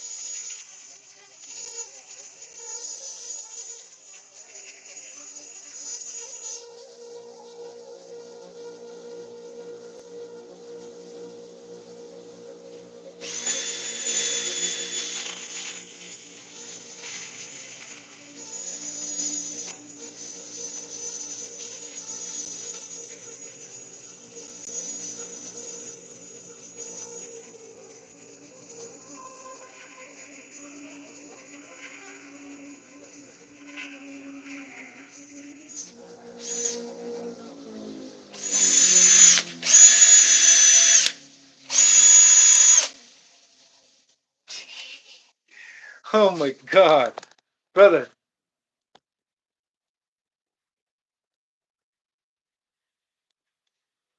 Was it covered? I hope it wasn't covered the whole time.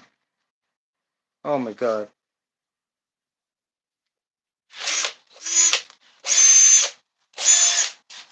Okay, so what I did, just in case, I don't know if you saw, but when you put this against the thing, since it's not holding it still, I put this against the machine. The it's not like if it's gonna help, but here, let me show you. So I hold it against the machine. That way it doesn't move back and forth with my hand, for my hand not being stiff enough. Alright.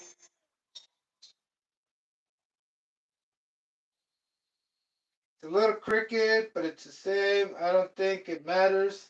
I mean, as long as it doesn't look squared or lopsided, I mean, it looks really so.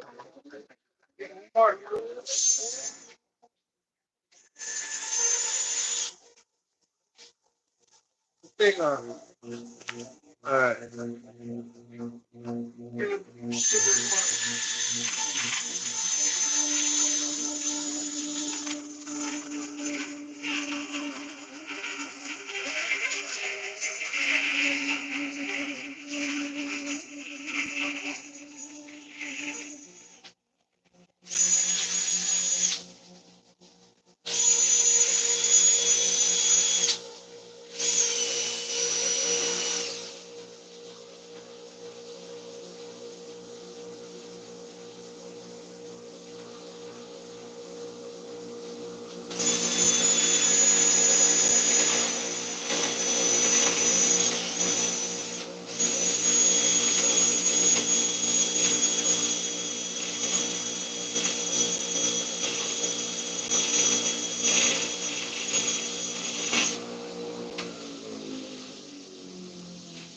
That's it, brother.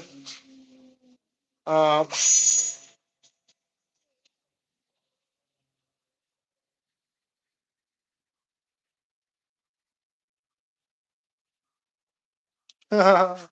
oh man, it was already all messed up in the beginning, but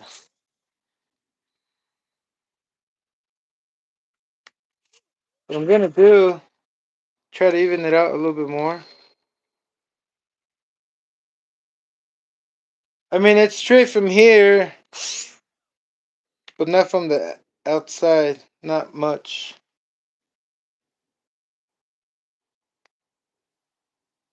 Whoa.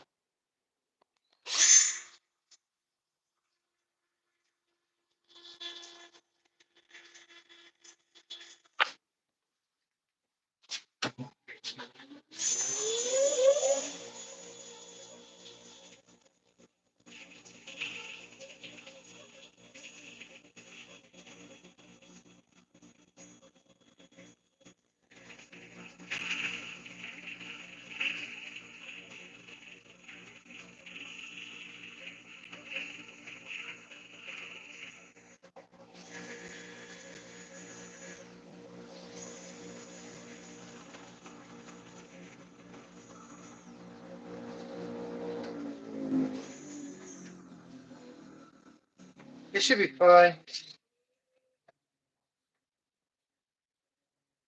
It should be fine. It's not, oh well, you know. At least I get to enjoy it a little bit. Not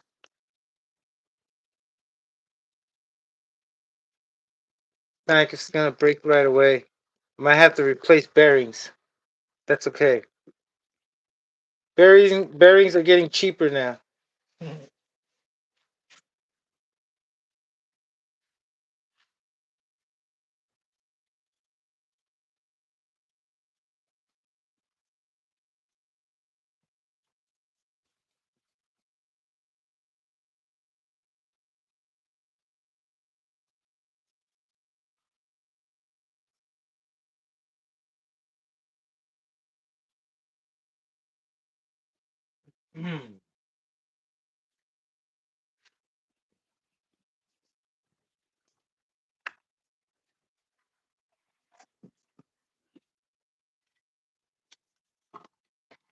All right. Hopefully it fits.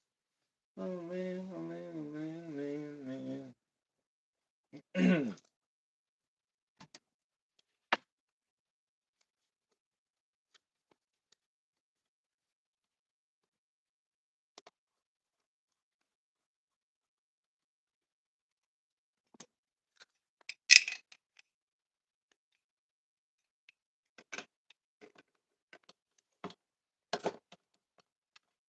What if I try to round it up while I have it breaking in? While I'm breaking in the engine?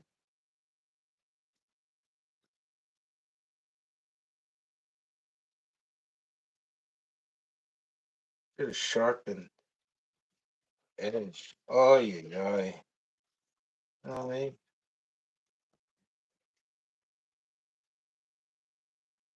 I'm going to sharpen the edge. Then there begin.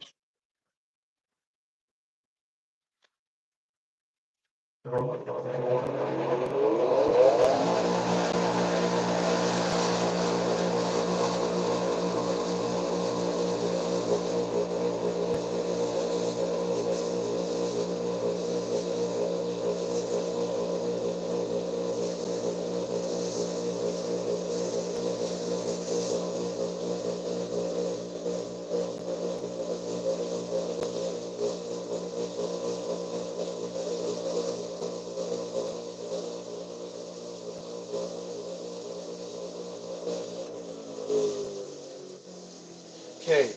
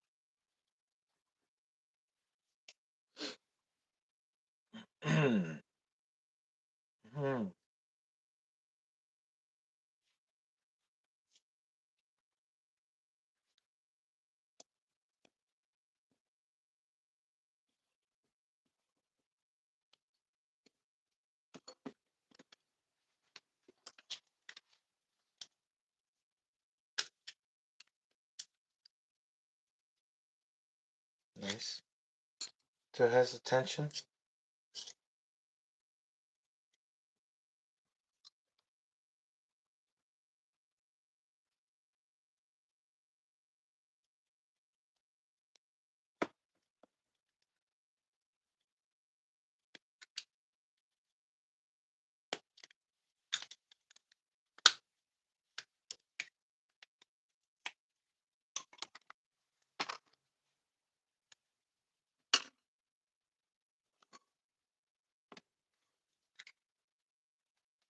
Ow.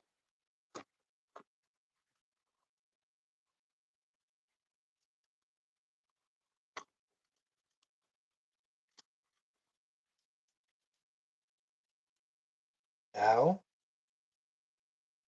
Remove this so it doesn't break. I already ripped one up. Trying to put so there we go. Interfering. There we go. Now tension.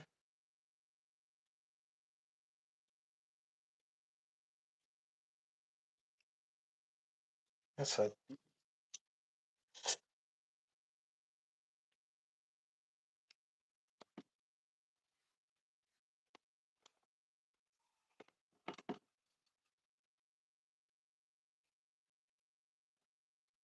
gonna have to redo this because found another piece. Another Savage clutch belt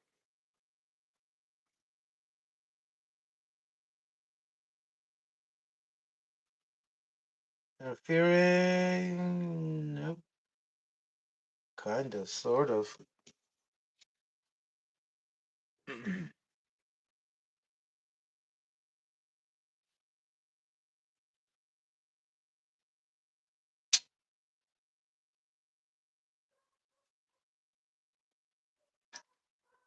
All right, so I'm gonna leave like that, like that. I just set, set, set, set.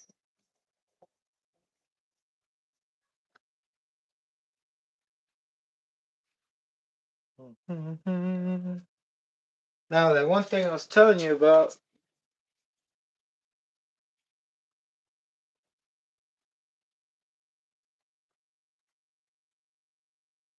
is for what is it?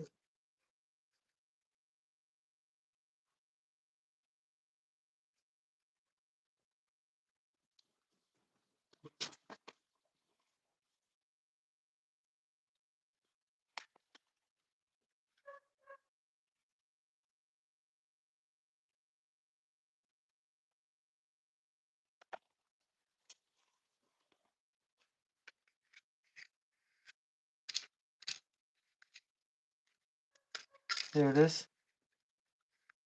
This thing right here, this washer, really thin.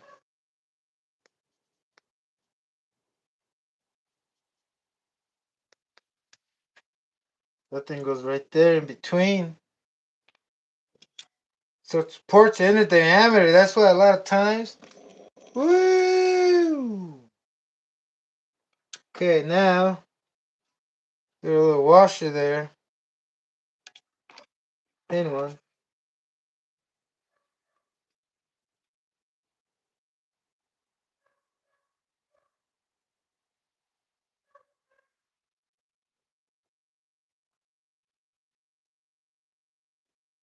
Oh, whoops, whoops. This one. The shielder. Then, well, bearing piece. Now,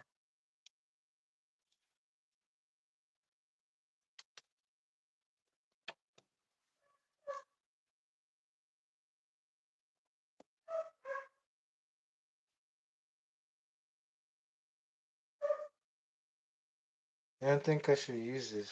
It's too small. What am I thinking? Why do I keep putting small ass screws? I've been doing that lately. I did that with the other one. Why would I do shorts?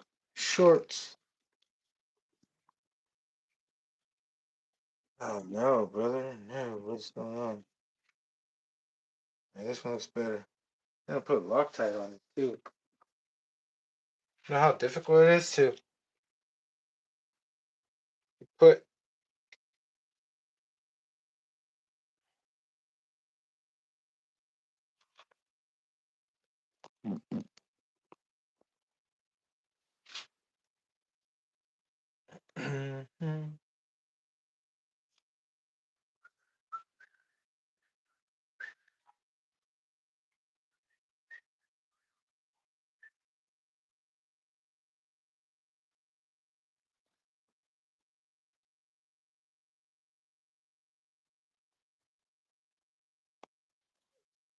Too long. A little bit shorter.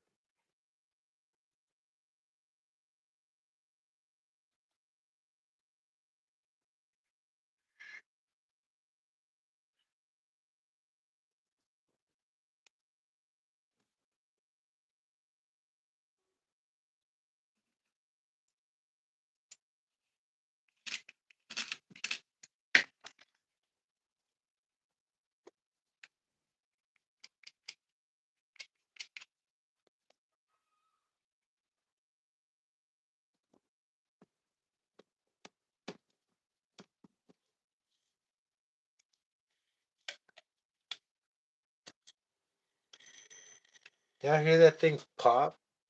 There you go, buddy. I mean, brother.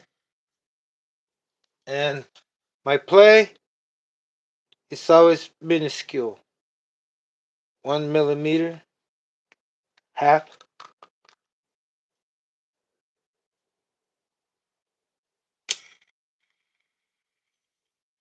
And you see the cluster of it.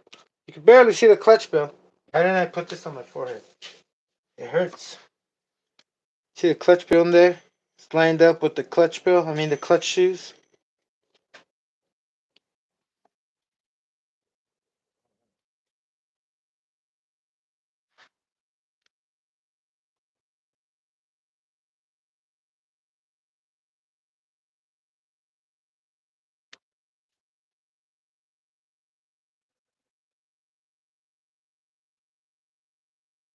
Oh.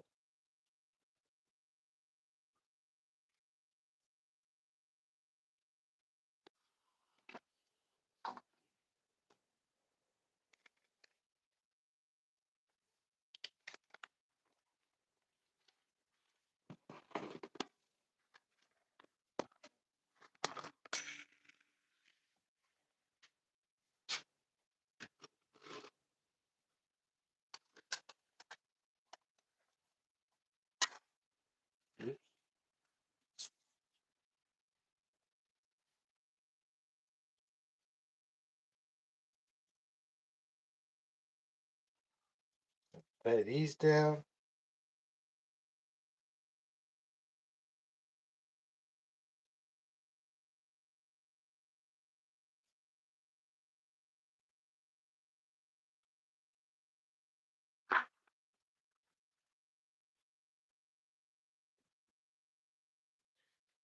Right.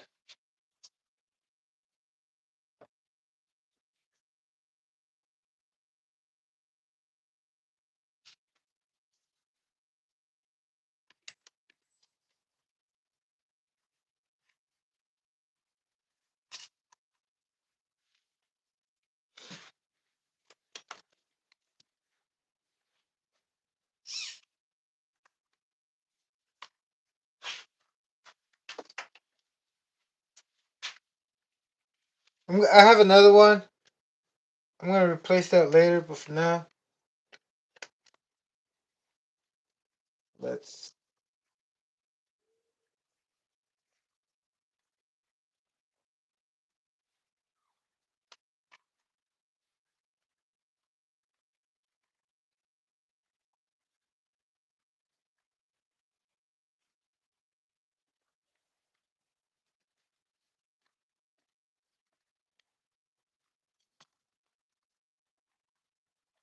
Mate, are you kidding me, brother? Wow.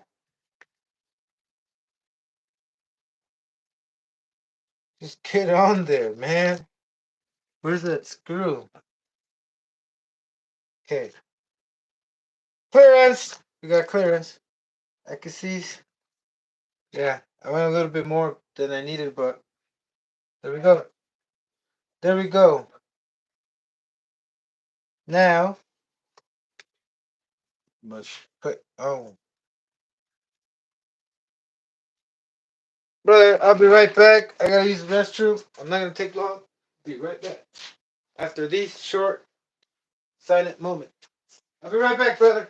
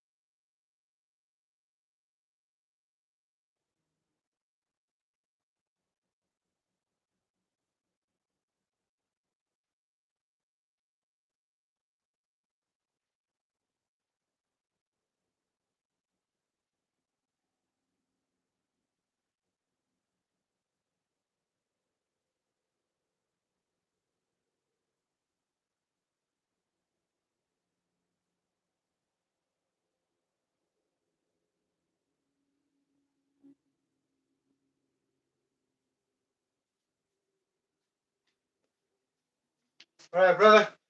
Sorry for the wait. All right. Closer and closer to starting the Z28R. Let me tell you, that Z28R, I gotta say it again. I didn't know it had a sleeve like that, brother. I didn't know it had a sleeve like that. What I'm talking about? The sleeve, I thought it was just like a regular 3-port, kind of like the GXR28.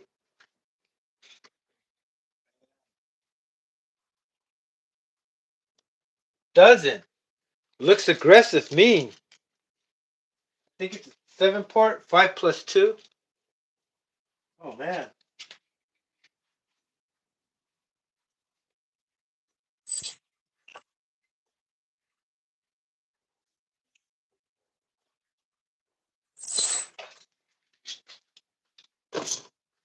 All right.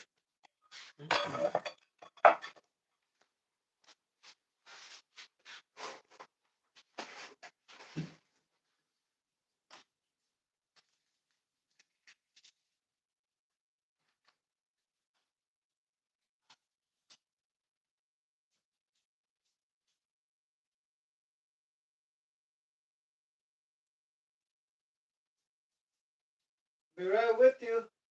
Give me a sec.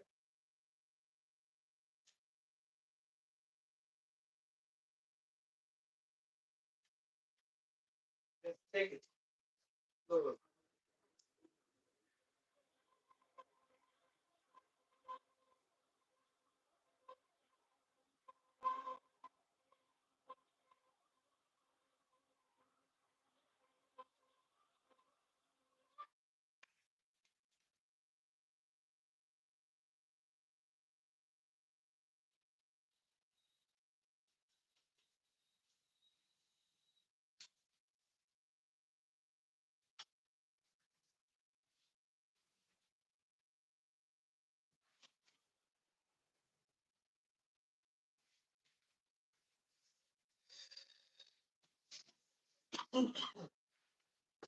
All right.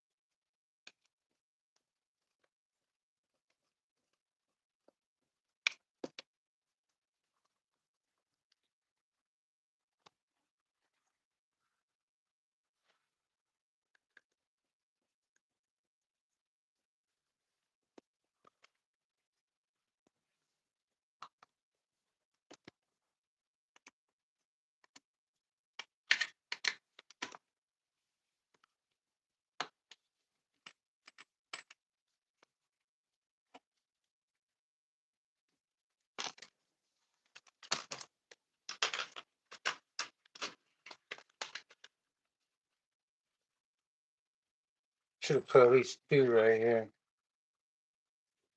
I don't want to do it.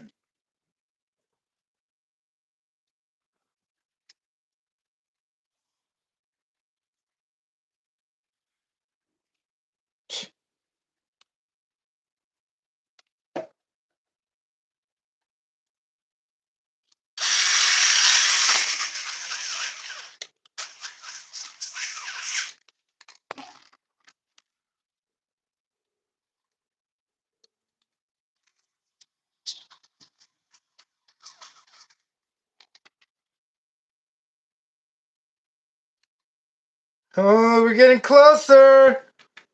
Closer to the edge. What's wrong right here?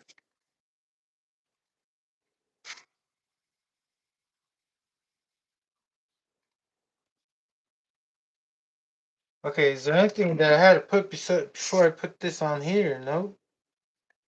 Um.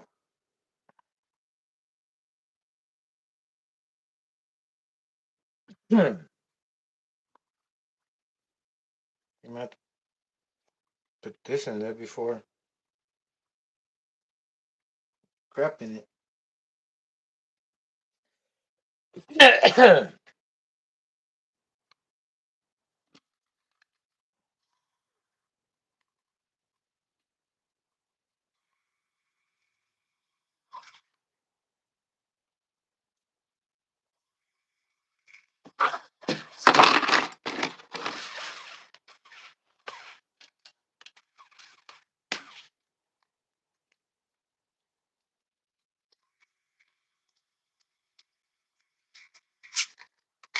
Oh, Jesus.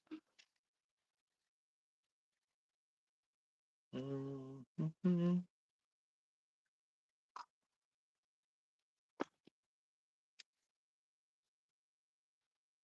There's 1, 2, 3, 4. Oh man.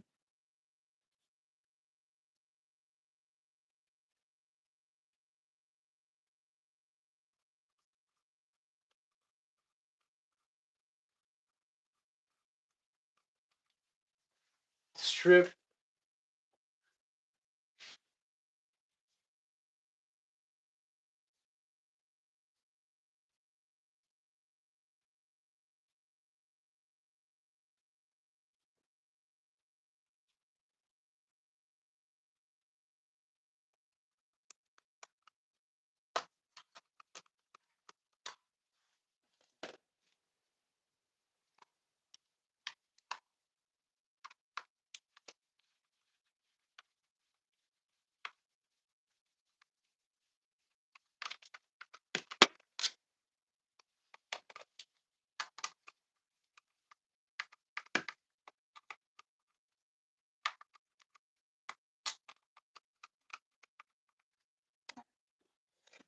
Yeah.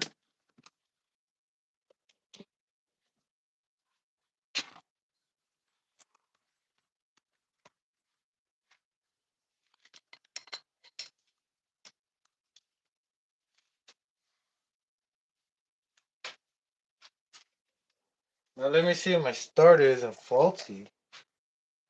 Nope. It always work.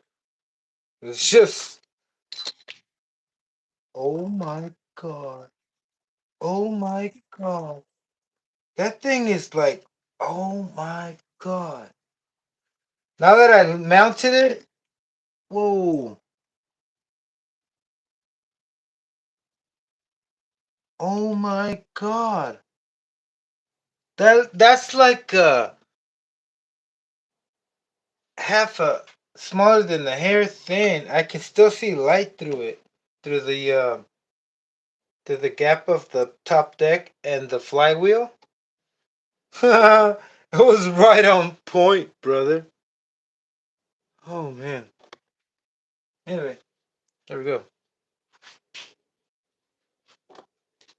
Now I gotta do the meshing. Doesn't get messy. I hear the click.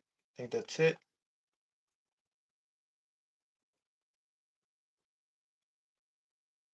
No more click.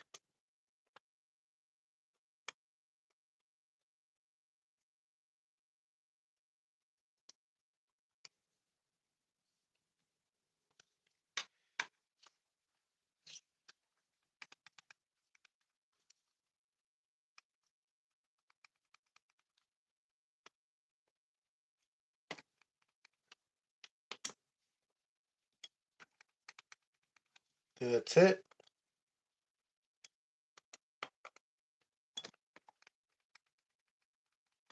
Yep.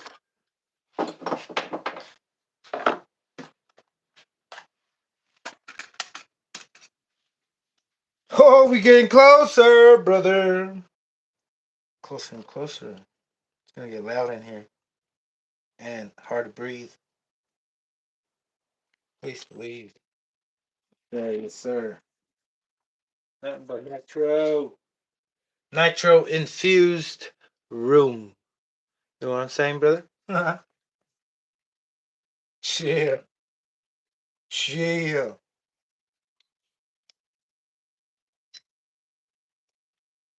Come on. Come on.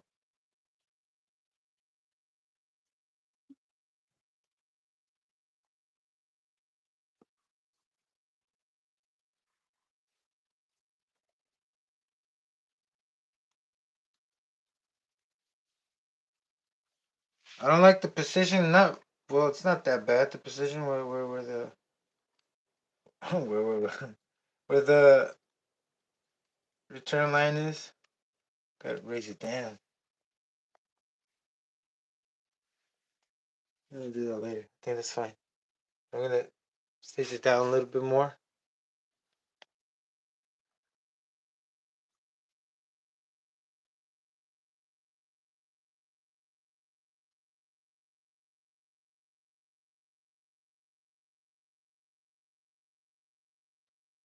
Yep.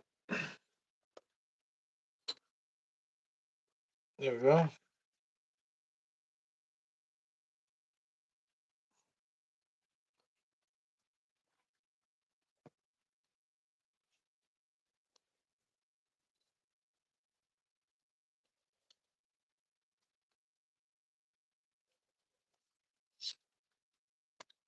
See, that's too high. You have it somewhere like that. So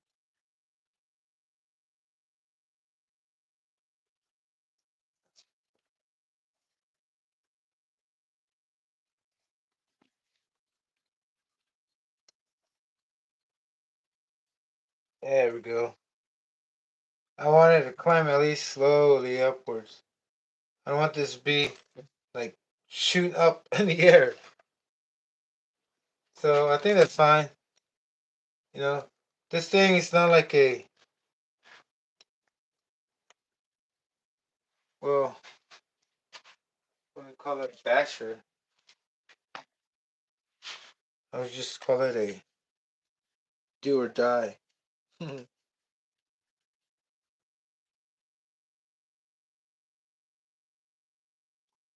I already got run over once. My Fortec got ran over by a Yukon Denali. I went over its front shock tower, and it just broke a wheel. It bent my wheel. That was it.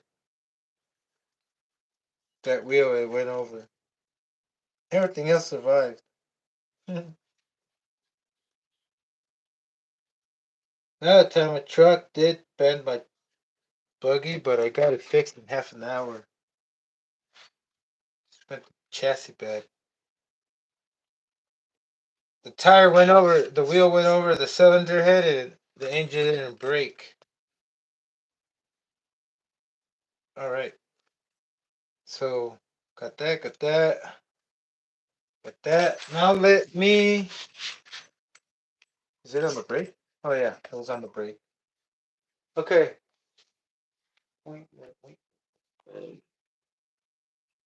Let me. Schumacher -2.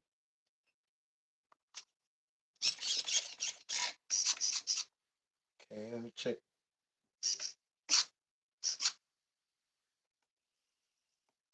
Yeah. Here we go. We are ready, set.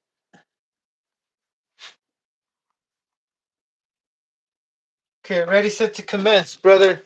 Oh, let's get to it. This pipe is called the grenade pipe.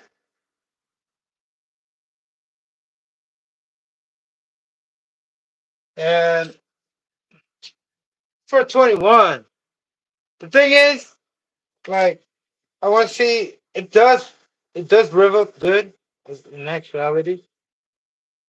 The thing is, I can't put a big pipe interfere with the wheels. Yeah. Like right there, that's max. Hits the ground. If I hit the ground, that means I know I scraped the tire. But the tires still balloon, but they balloon in a pointy way when they're fast, not like wide. They get really pointy.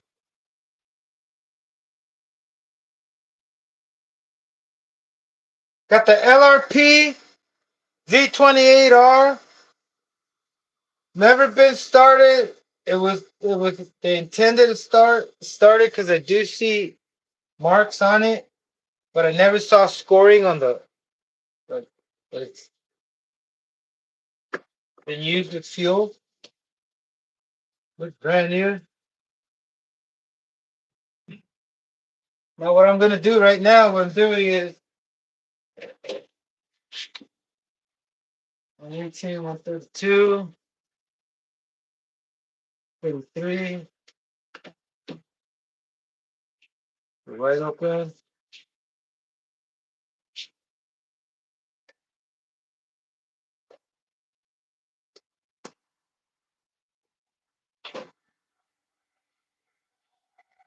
Mm.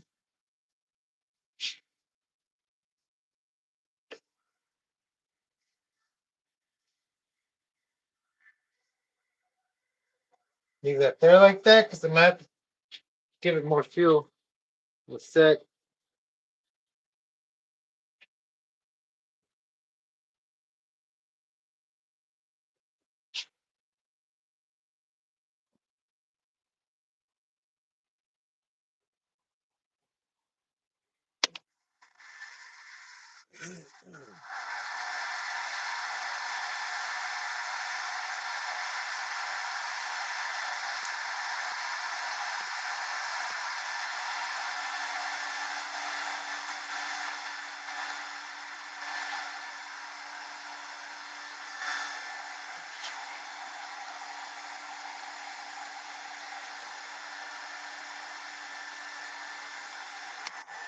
I'm gonna try that.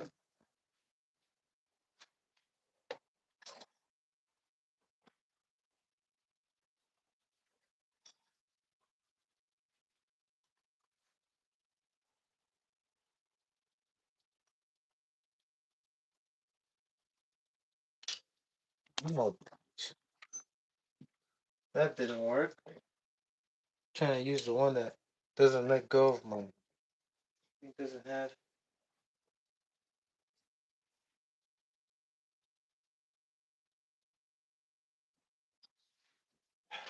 All right.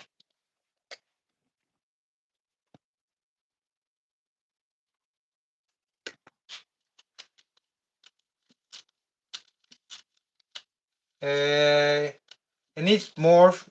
I need to go to like 200, 200, 220 because yeah, the pinch is getting more tighter and tighter. Yeah, I need to go to 200. I went the highest I think is 180. I'm gonna go to 200 before it gets cold. I gotta shoot it. Put more fuel.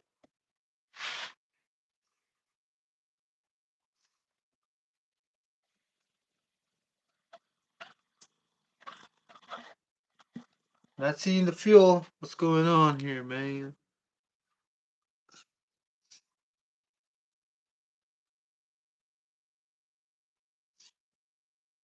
Yeah, I see fuel. What's fuel? Fuel. There it is. There it is. There it is. I saw the mist. You see the mist? Did you see the mist, brother? That's it.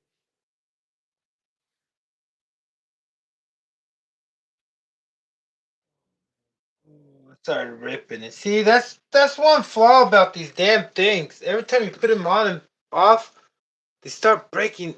Oh man, they're expensive. Oh man, what was I thinking? Never buy those. Those are horrible. Unless you have others to replace it with and glue. But here, oh, I have one and the other one.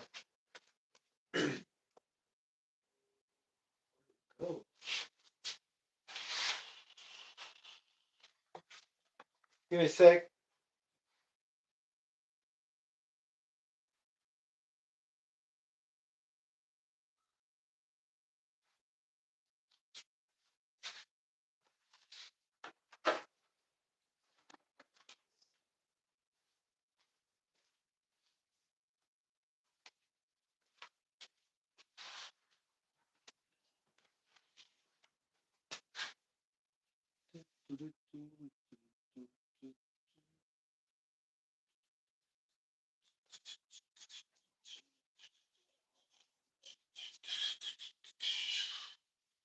All right.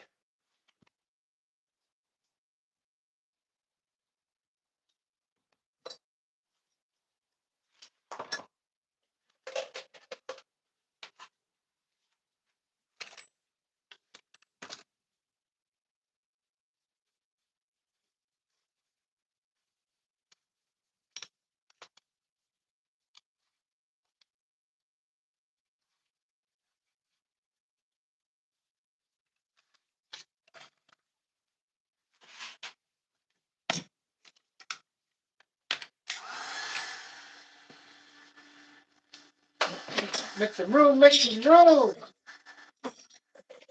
What is up? What is up, everyone?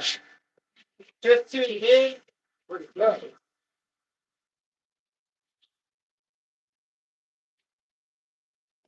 It's a full moon tonight. Think about your biggest needs and desires and things that you want. Because it's a full moon.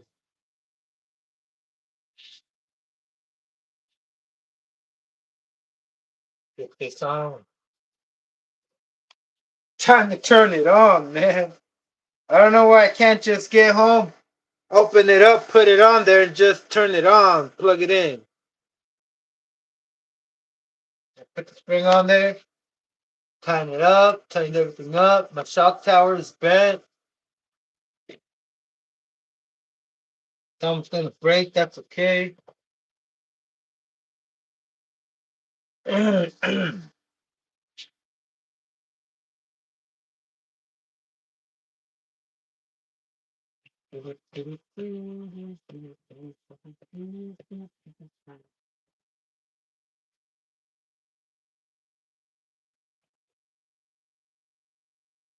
170, 170.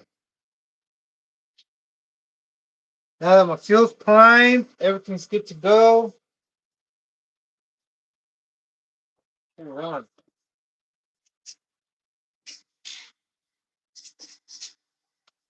We'll go to 10. We'll go to 10 plus.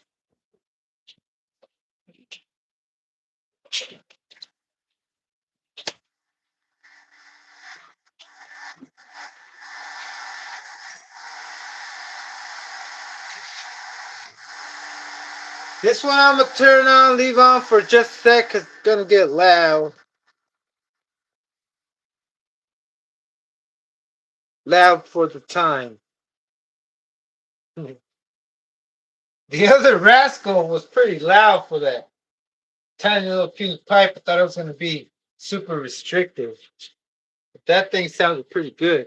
Oh, I opened up the on the rascal, the little pipe, tiny pipe. I opened up the exhaust port. Opened it up wider. Maybe that's why it sounds a little louder. But why not, right? You got a .18 pipe with a .21. Little restrictive.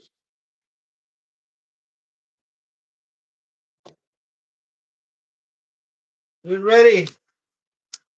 We are ready. We are ready. Hit you up over here on this side.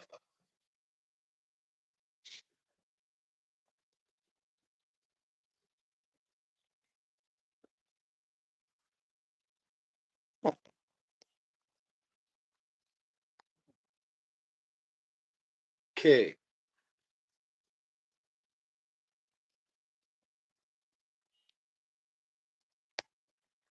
Whoa. Almost. Oh, sorry about that.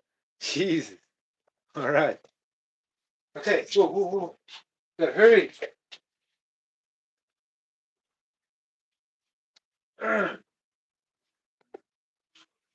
Grab behind.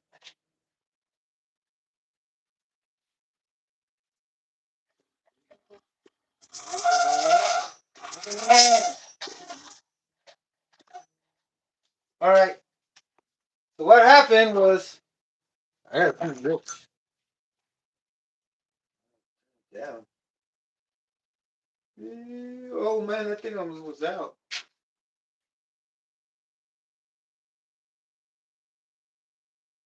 But now that I know that my pipe is gonna happen.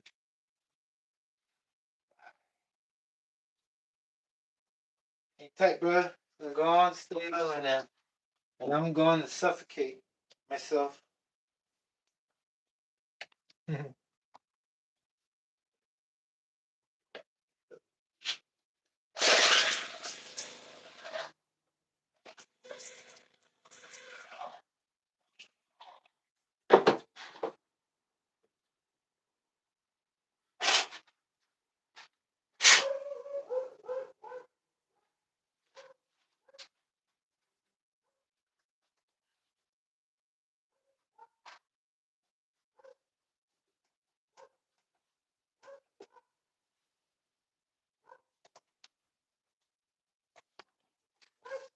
Tomorrow.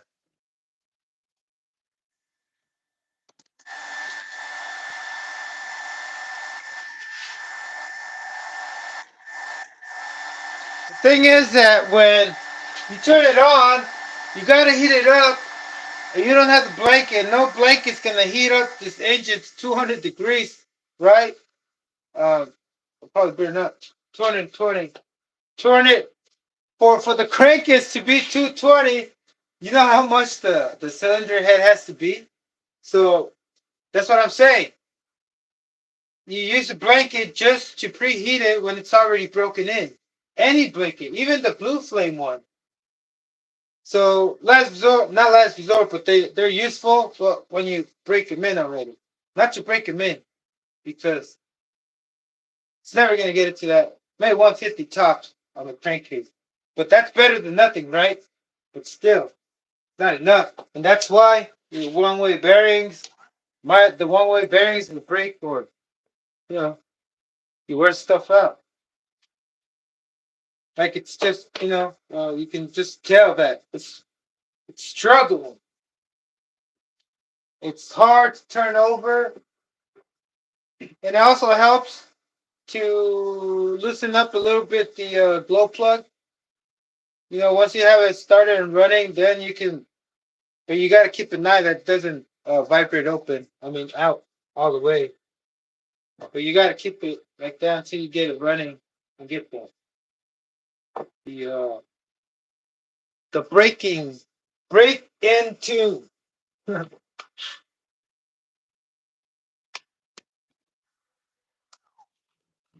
Okay.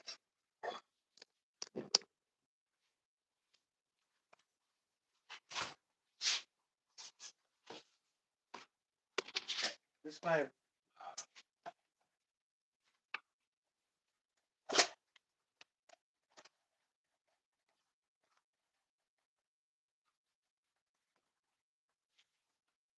Oh, that's a lot of fish.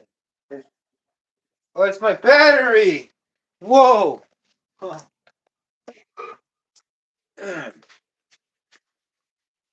a sec, just a sec. I was like, oh man. Nope.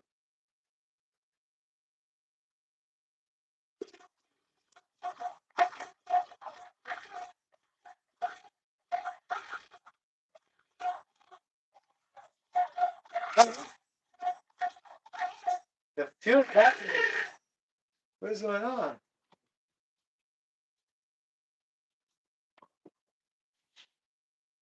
Still hot enough.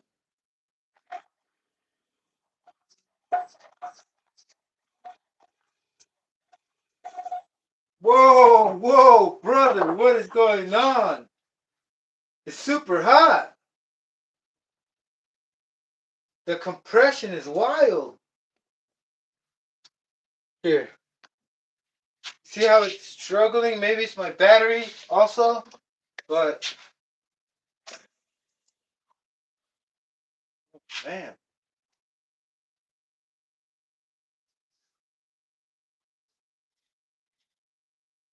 Oh, it's hot. Pretty hot. I'm gonna let it cool down a little bit. I hear that thing go. But it's not turning it over. I hope that's because of the battery.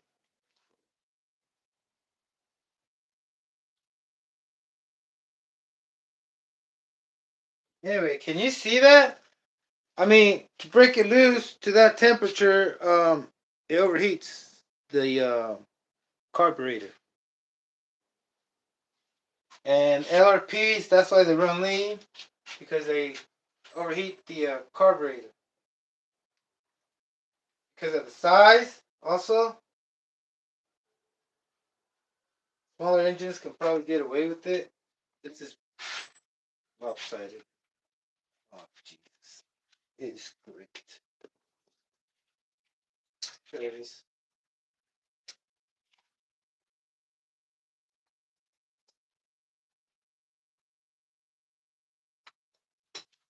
There we go.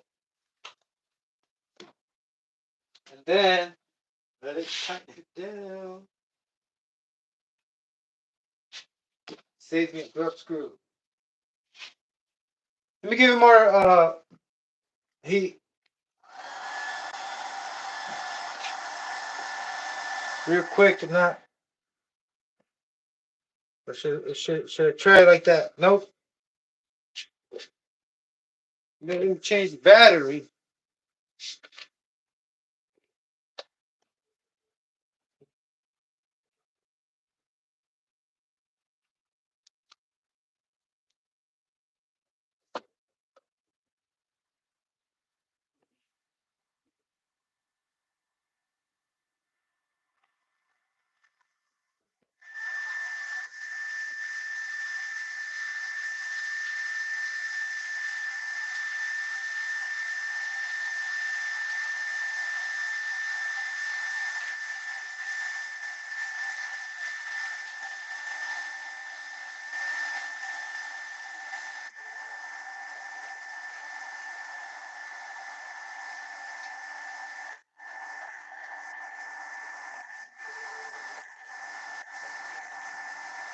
Got the Venom 3000.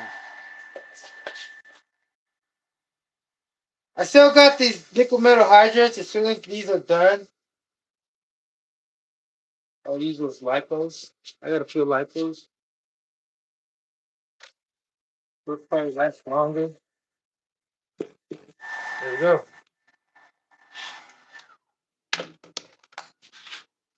Ay, ay, ay. Just my luck. Every time.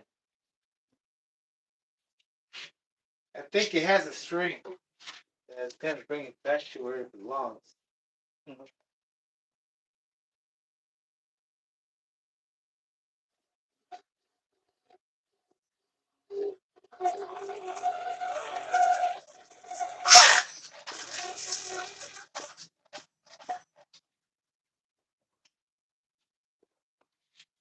Yeah, it's hey, it's the damn carburetor is hot as hell. But that's okay. That's okay. At least the piston is getting a little bit of the heat. And then when it pops, it's not even flooded. It's not even flooded, brother. It's not the engine sounds like it's flooded, but it's not flooded. It's from the combustion, from the compression it has, and it makes it stuck. Gets it stuck.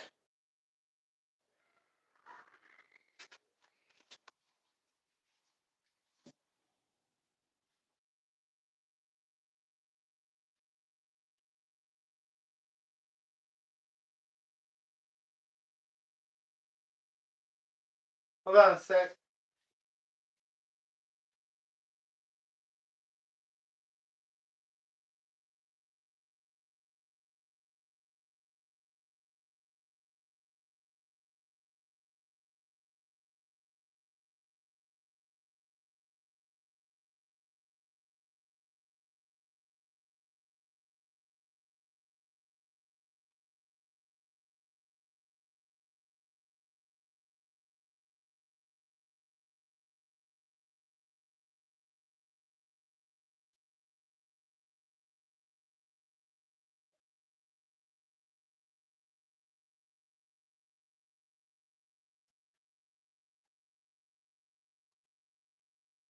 Okay, so there's two problems. Overheating and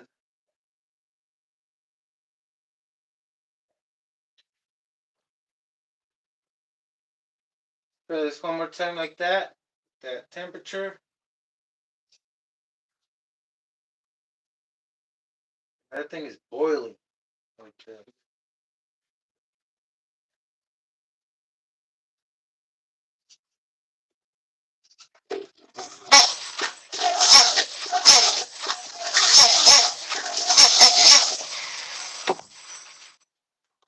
It might be really dirty. It might be really not dirty, like filled with that oil that I put in it. But that thing is boiling. Whoops.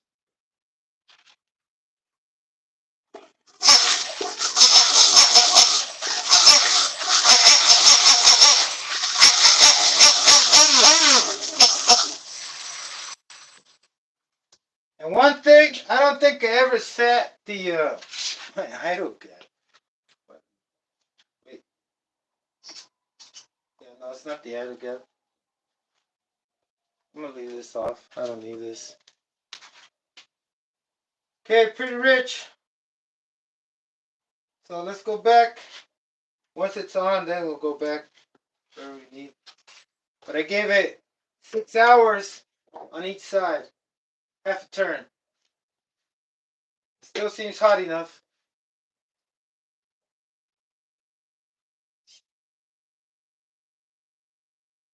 Alright, it's not boiling that much.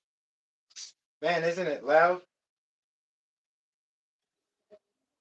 What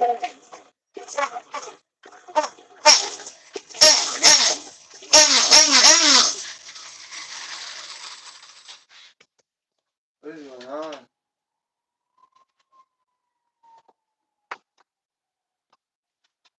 More gap?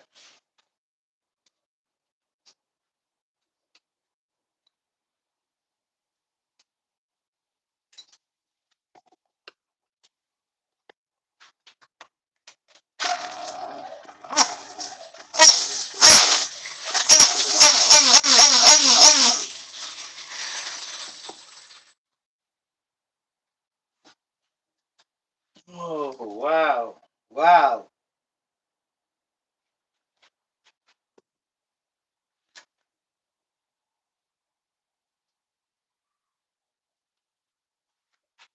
Okay.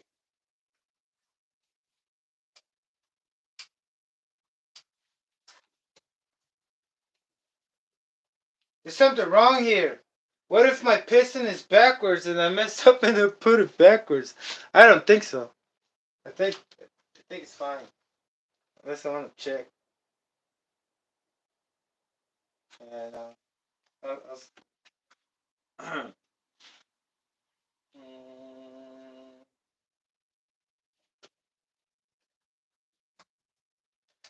it won't.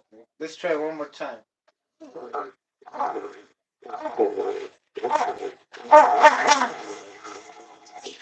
Yeah, it's too rich.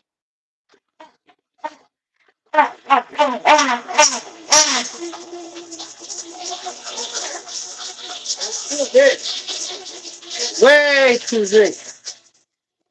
Sounds good, huh? Woo! Any heat?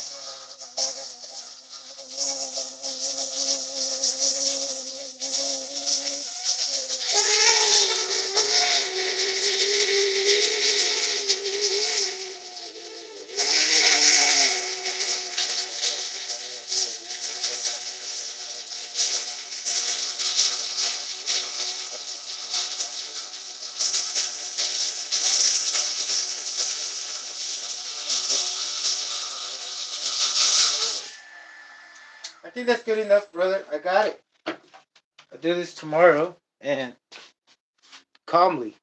But it's on. Base tune on. Usually what you want to do is in the beginning, like there was a somebody mentioned, hey, if you run into super rich, it shouldn't, and it's that hot, you shouldn't idle it. Give it a little bit of gas.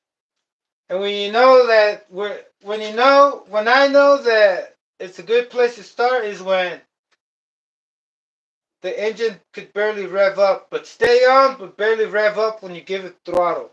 And it shouldn't be like the regular idle gap. It should be like at least twice as much as the regular idle gap when it's broken in and rich. And it should struggle to stay on like when it's super rich, you know? And in the air. That way it doesn't have any more load than the drive, you know? Oh, this super soft. There you go. Oh man, it's starting to feel nauseous. Um, that's a wrap for this one. Yeah.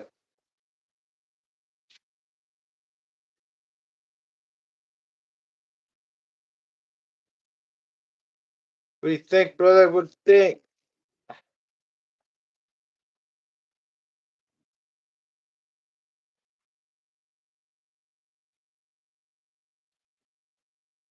I was afraid that I was gonna have to take the whole thing apart again.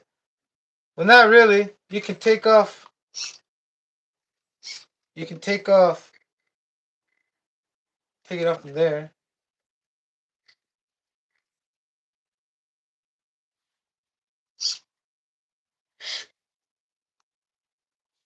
And this thing gives me a headache. I feel like it's gonna break. Filter. Yeah, that's it. That's it for this one.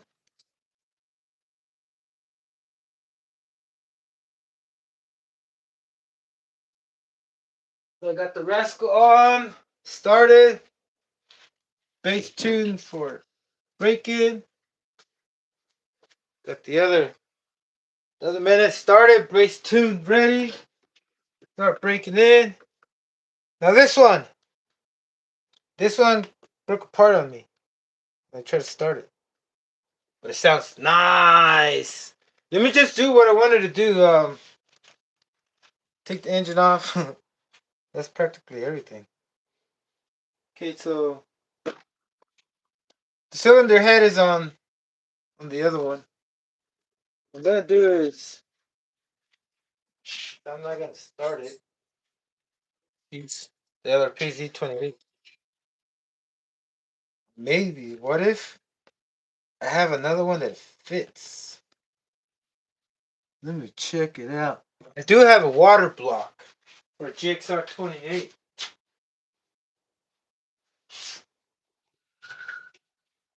And I do have a boost bottle. Boost bottle. I'm gonna do a boost bottle just for the hell of it. I have a boost bottle on my two-stroke, which the only thing it did is make it run lean. But boost bottle, no, I think that's all it does. Just makes it run lean. This OS. OS. RC Kings from OS. It fits.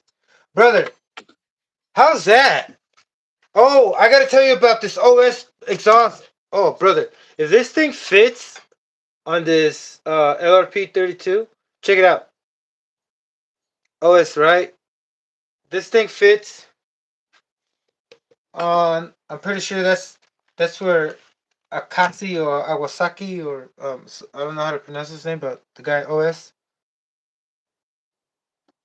wherever he gets the source from, I think LRP. That's where LRP came from, because the carburetor fits, and it seems like the cylinder head's gonna fit. I'm gonna use that one.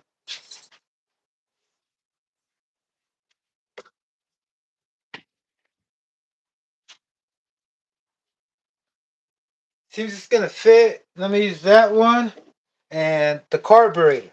It's a 21B, right? I changed the high speed needle to a little bit longer one. I don't know if the one they had it was an original, but there was way too much fuel going in there. And I'm pretty sure that has to do with this being there. Way too much pressure coming back. I think I need to put some kind of valve, right? Some kind of valve to reduce. Is this broken? Or a hole? Some holes, right? To reduce the back pressure. Yeah, ow. Yeah, that does not fit. Alright. So that's what I did. I changed the whole. Oh, also changed the nipple, the inlet valve. This nipple thing where the fuel goes in. I changed that to a smaller one. I changed it to high speed needle to the one from a what's it called a Pro 21. It fit. Hopefully this thing works.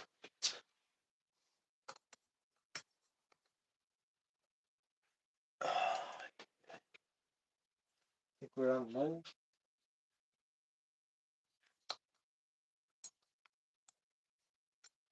I don't think so.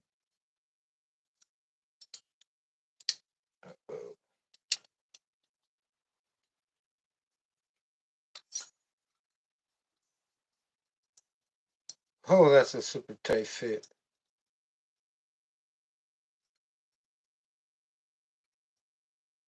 Oh my god. That is super tight. I can't do this. Damn.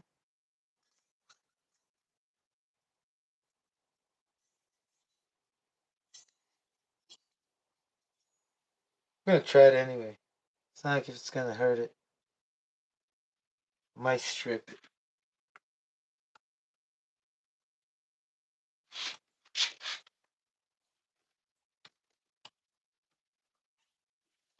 Okay, so clearly it's not gonna work.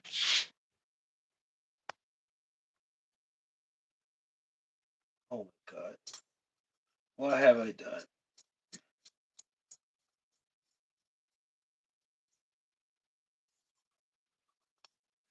You just leave this like this for the sake of time. Move this out. Woo, it doesn't want to come out. Yeah, it's not the same pattern. Not the same pattern.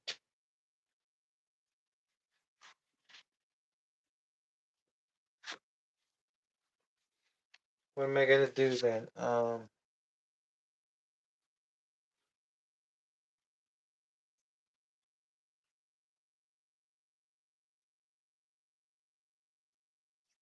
Taking the other one out. Sick.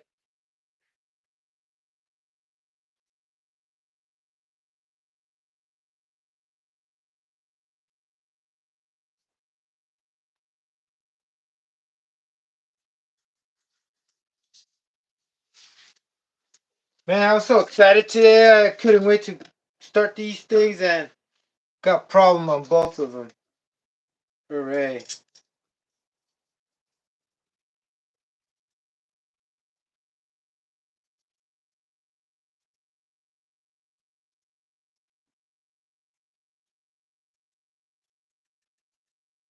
I started this one and then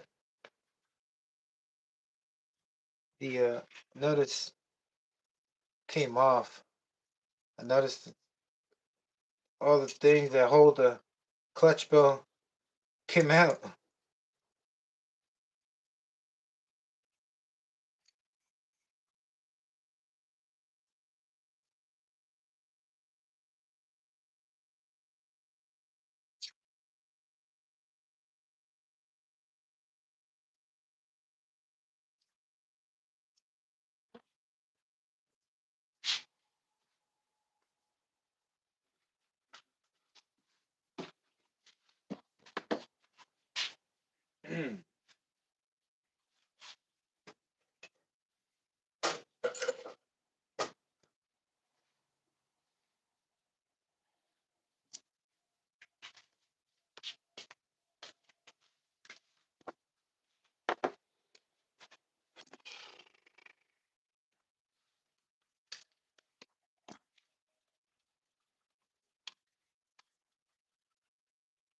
And take all the gas out.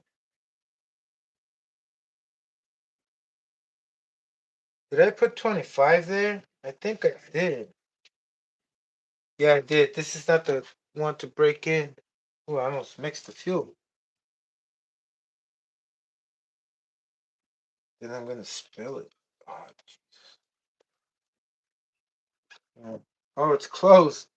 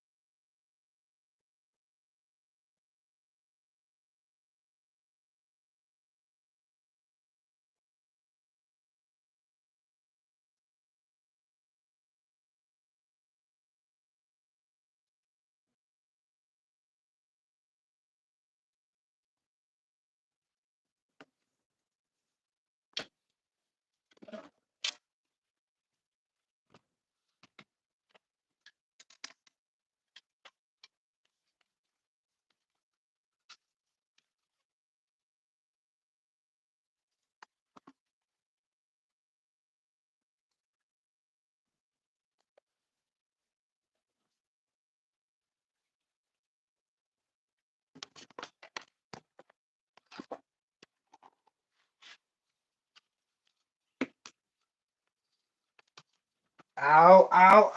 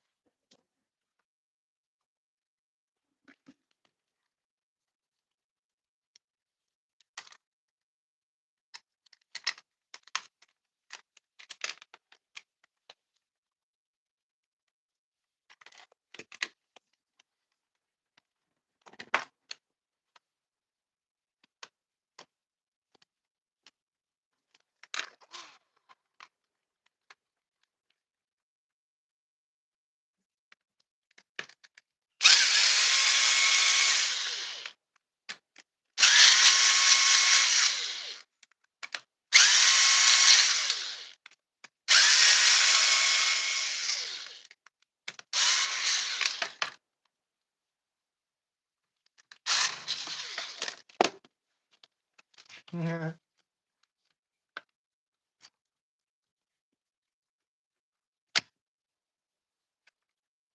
Unbelievable. Unbelievable.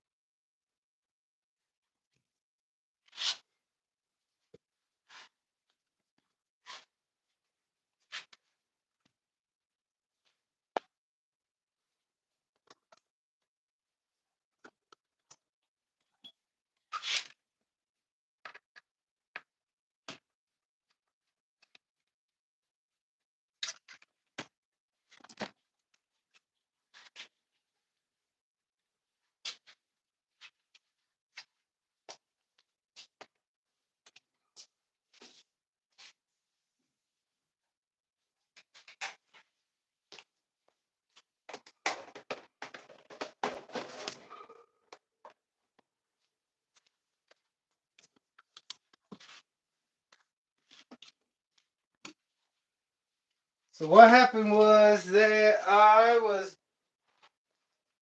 half asleep. Excuses. So I got it there.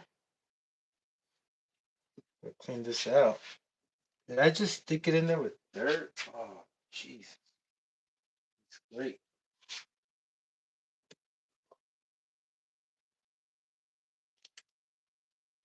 Oh, man.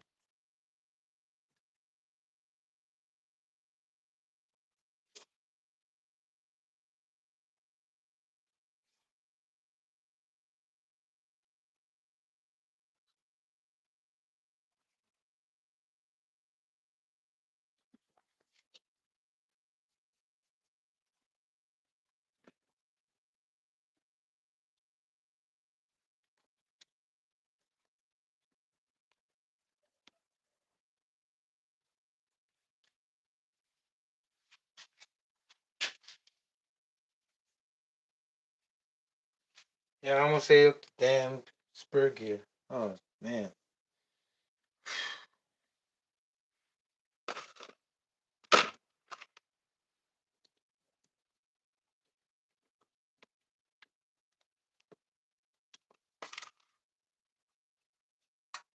I think this is the screw I had. This is the screw that one of these screws. It's not even long enough. This is not long enough.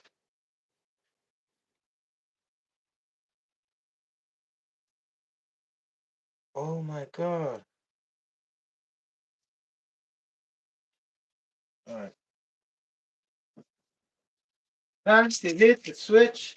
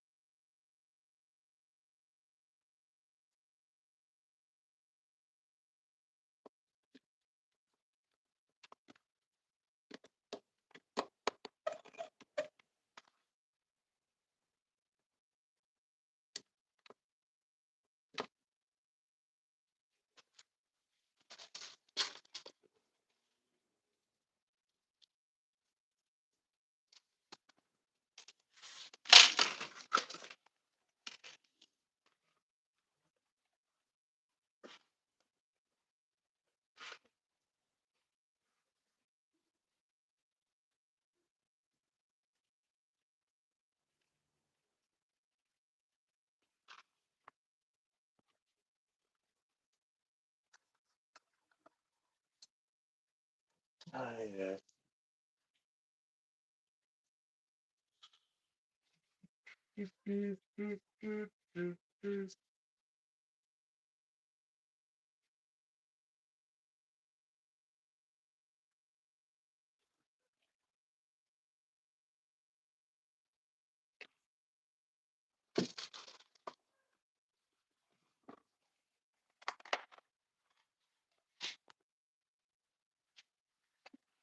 Alright, brother, I got a fuse, so I'm gonna have to get ready. Gotta go to work. Work.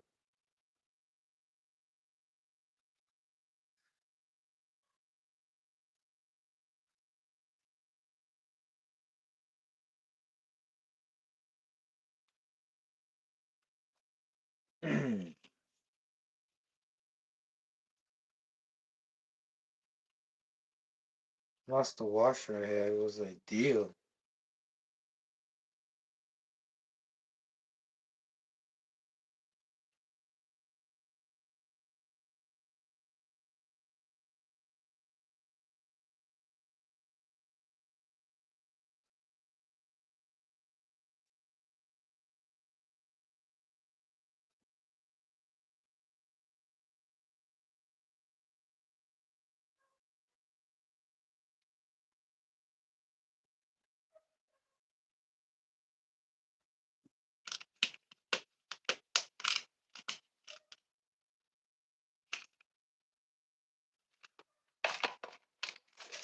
Hmm.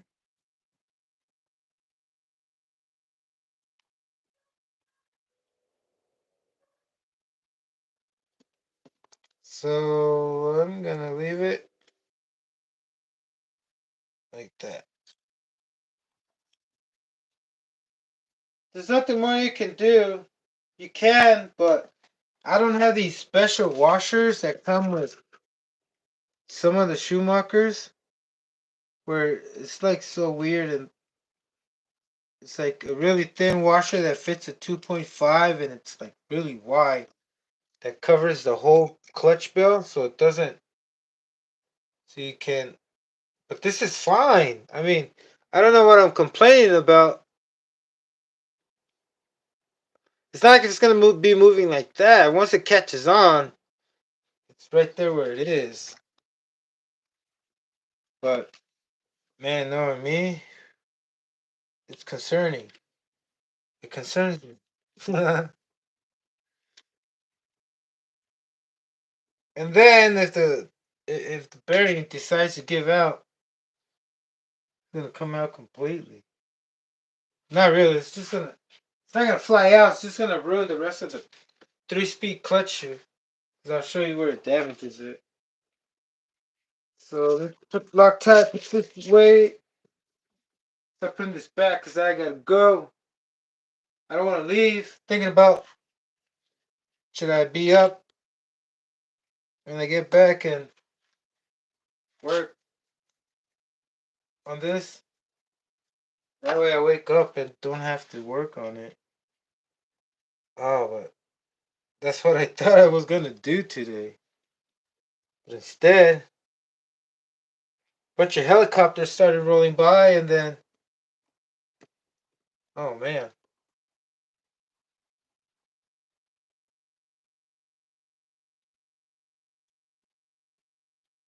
Alright, that's good. You might think it's not good, but brother, this thing comes with roller bearings.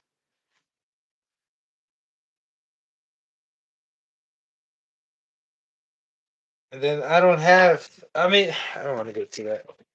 It should be fine.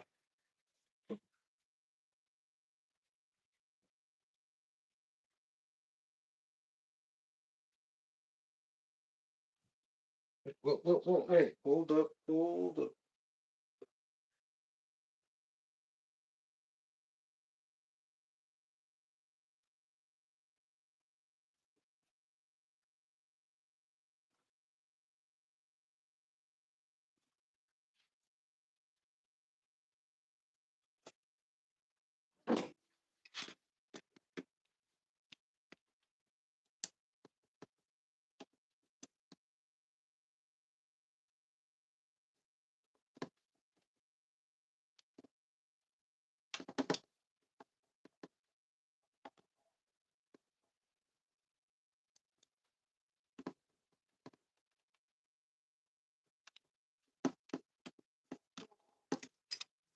I don't want that thing to go anywhere. Hey, check it out.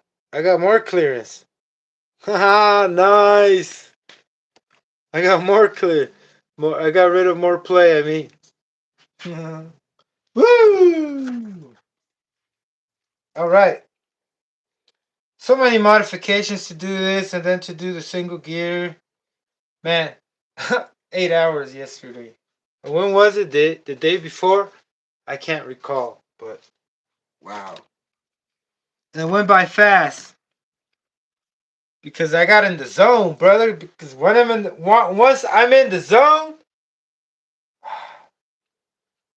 man, it's so hard to come off of it. Back to reality. All right, so I'm excited, and I'm pretty sure now, since I've changed that screw, I tightened that up.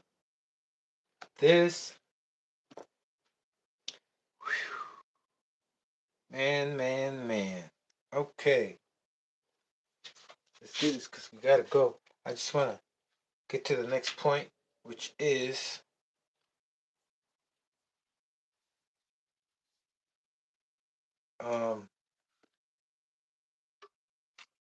modifying this pipe, but I think I'll be able to spray it out. Yeah, I gotta modify this pipe because I heard it. Oh, it sounds good. Sounds like a boat. I mean, like an airplane. Oh, because it's for an airplane. I'm gonna modify it. I'm gonna make it wider, louder. That way, also, I don't get so much pressure going back. Also, to the fuel tank. The thing is that this thing has a chamber. It's blocked off with the tube that sticks out like a port in there. And in here, this is the chamber for the. And there's a lot of pressure buildup right there. It's not like this thing should have been over here on this side. Maybe I should switch it on that side. Huh.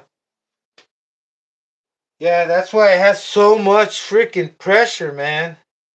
Oh man, but I hope this helps. I think it has to have a lot of pressure because that fuel tank is huge. And it's, yeah, it's a huge flexible fuel tank. Let me get to this.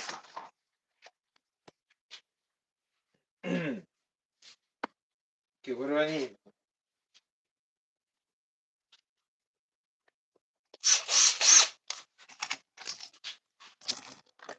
Yeah, nice.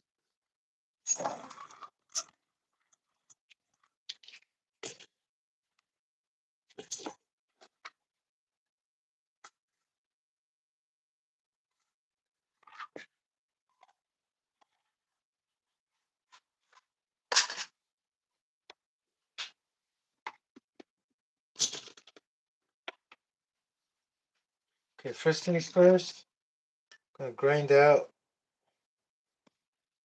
a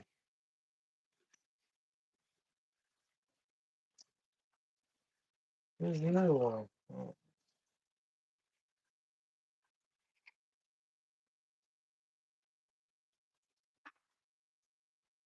damn.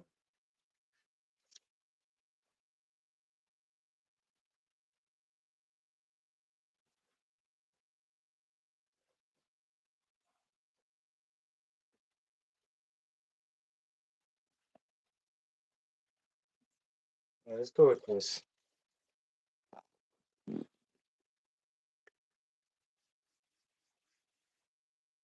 I just want to make it safer so I can guide the bit, right?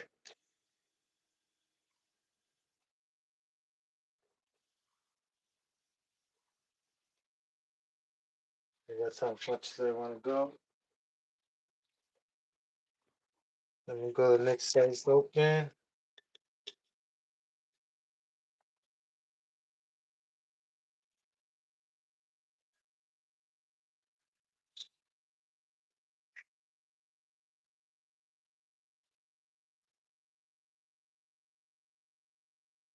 Okay, I think I went in too far, buddy. Okay. Okay. Next one. So what do I have available? Yep, let's do this. There you go. I just didn't want to get the shaving in my on my table. Okay, that's too much.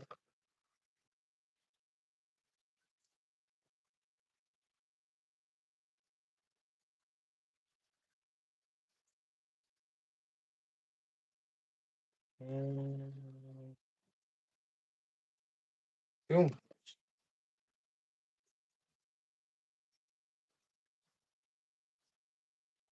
So I gotta go outside. Oh my God.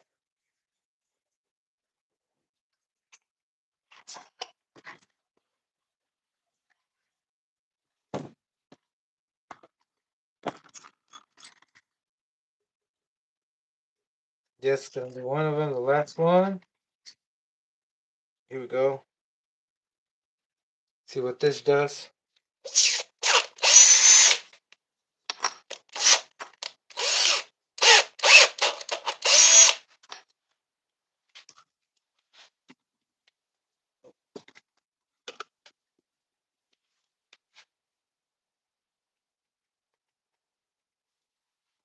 After this, I'm gonna give it a nice wash so I can get all that stuff out. Oh, whoa, whoa, whoa! Easy, ever slowly. Snap it.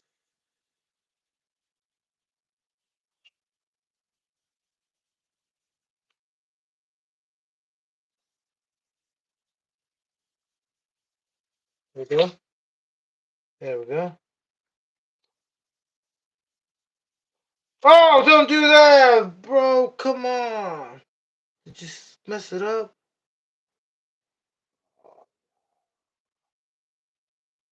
Thinking.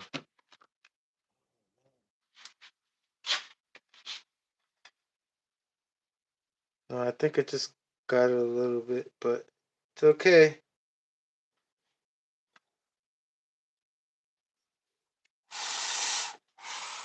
Oh yeah, that's what I need. And I need more.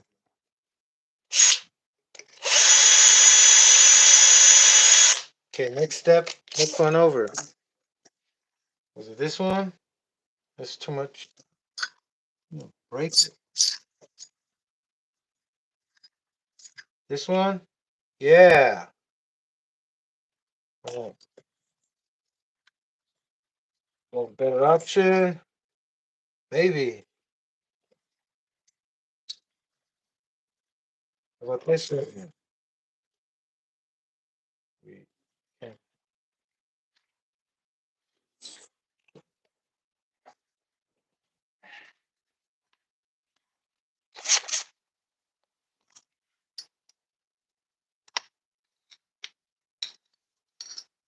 Yeah, the size of them. 932. 932. 1716. Is that one smaller? Yeah.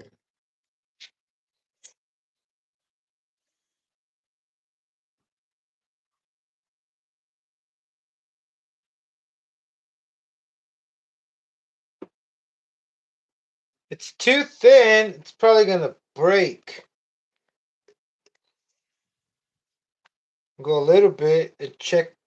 Oh no, it's perfect. I mean a little bit more.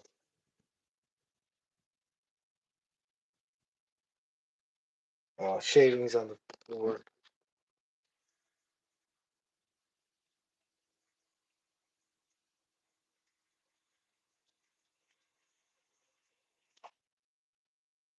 Good, good. We're doing good. So far, so good.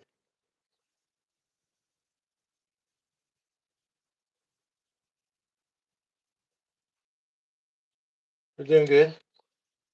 Just need more lubrication. Lots more.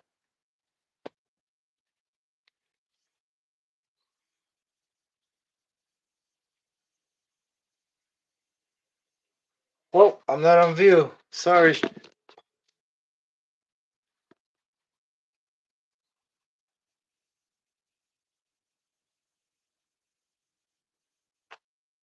Almost there. Almost there. Going straight. Hope so.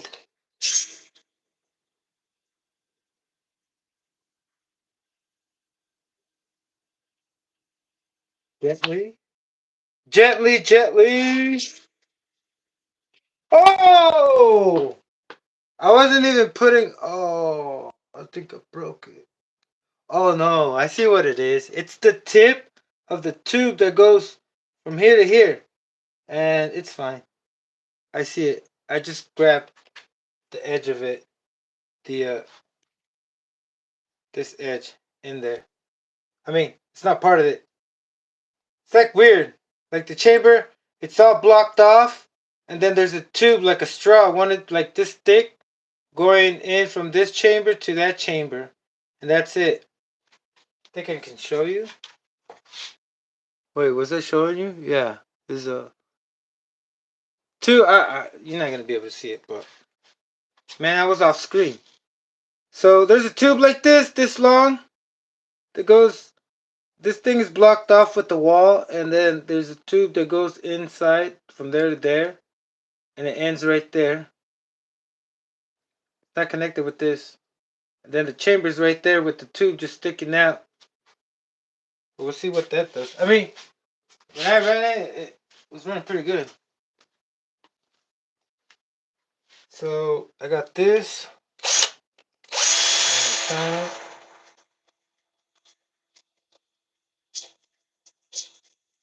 Okay, I think we're good, smooth enough. Right. Now what I want to do is clean it out.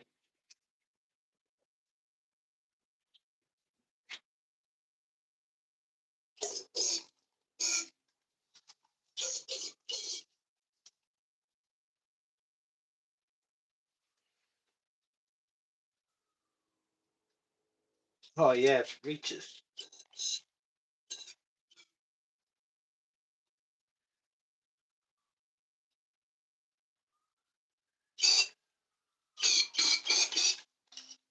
I think that should do, right? It's not like it's gonna go back in. You got it, brother. Oh, and I gotta hurry.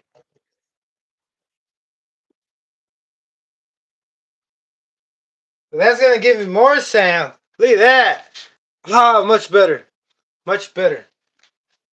More sound and less pressure.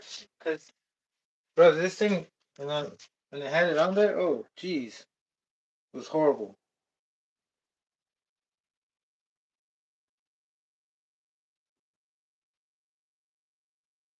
This is still an R&D. It's not gonna stay like this. There's so much wrong with this. It's just temporarily, but the pipe is gonna stay like this.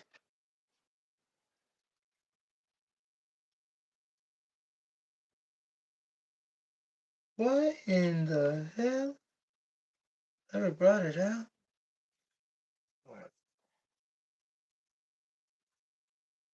There we go. Oh, Jesus.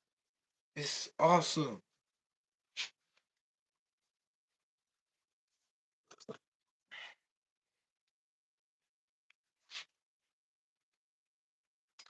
Okay.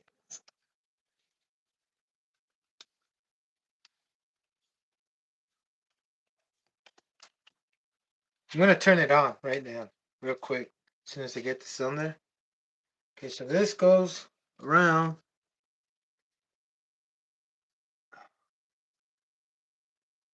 At least hopefully it stays on. I mean, hopefully changing things on the carburetor works. Or else I'm going to have to replace this on that side. Pretty sure that's the case. Too much.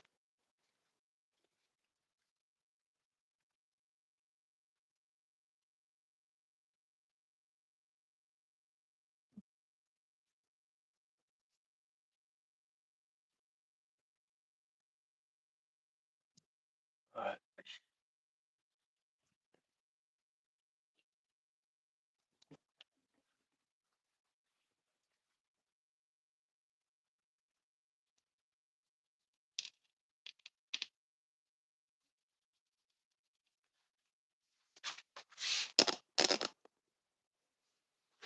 Oh man, I got 20 minutes. 10 minutes, I should turn it on.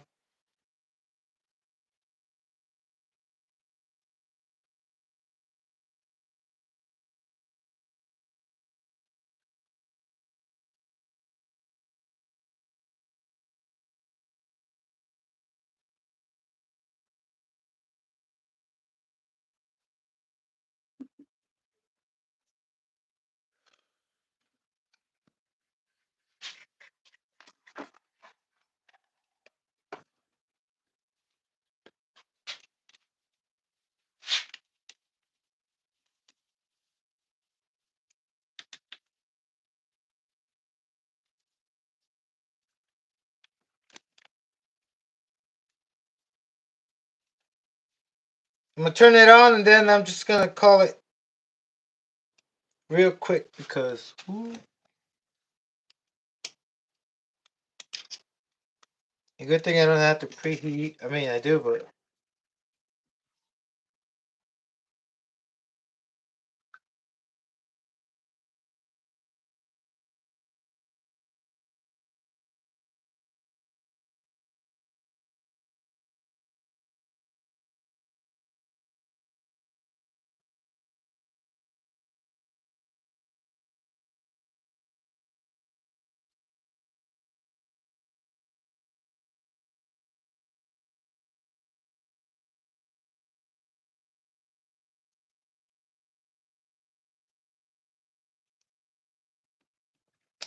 Aye.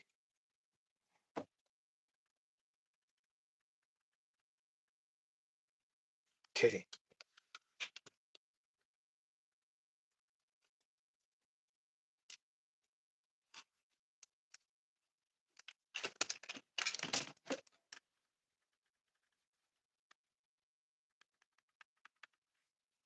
Perfect.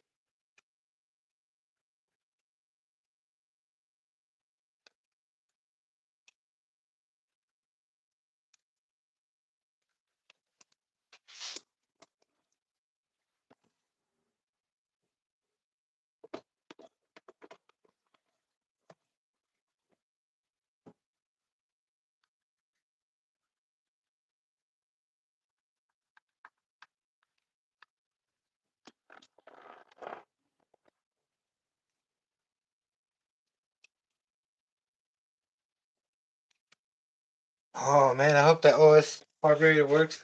I was so happy when I when I realized it fits. But does it run right? Oh, somebody let me know in the comments if they know the 21B should run right on the LRP. The OS Carb 21B. Um.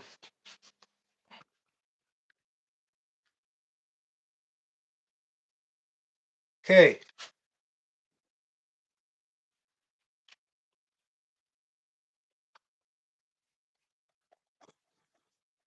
All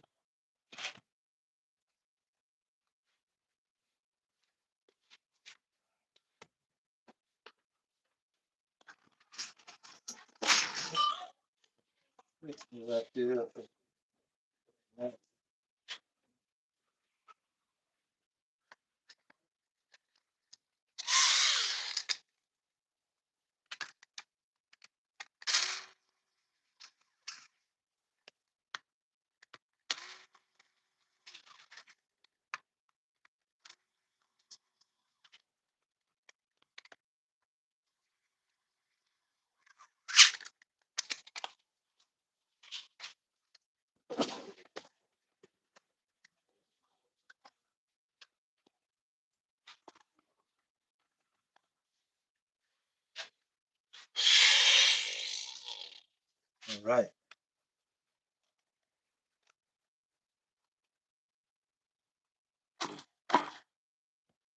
Oh, the fuel, brother. You got fuel. A lot of it. Oh man, that thing rushed in there like no other. That closed it a lot. Earlier, I bottomed it down, and it was still running so rich. I bottomed the high-speed needle down with the other. Oh man, what was it?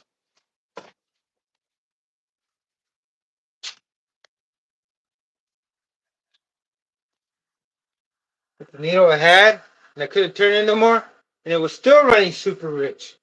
It wouldn't rev up.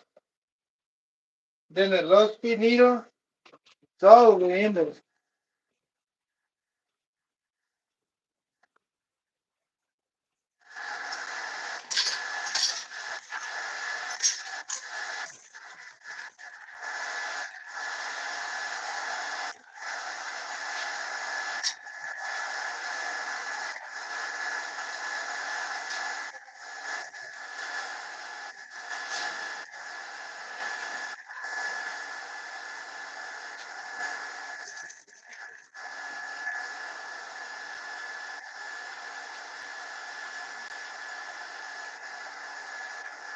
Schumacher. Schumacher, what? One?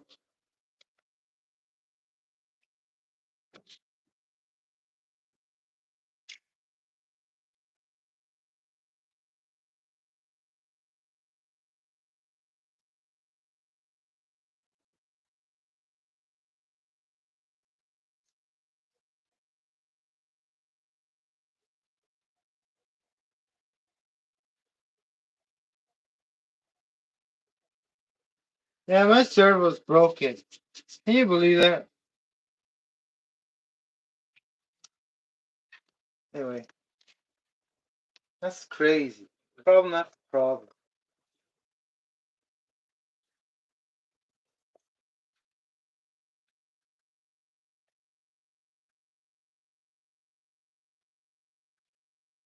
Alright.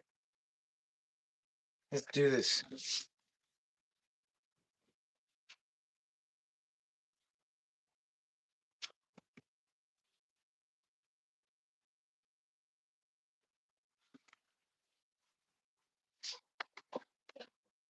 Nope, gotta get you over here.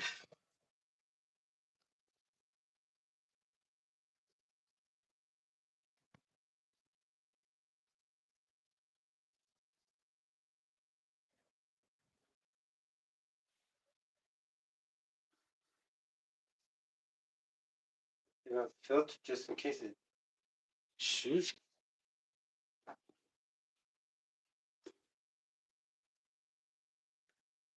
I'm gonna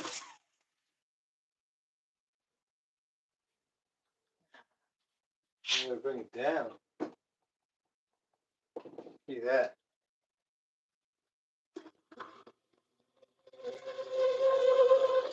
Brother, it idles better than earlier.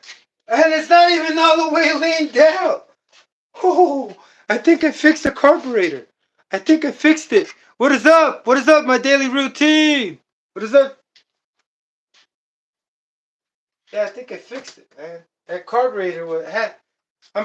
You know, the first thing that went through my head was that somebody tampered with. Somebody must have switched the low speed needle, maybe cracked it from the tip.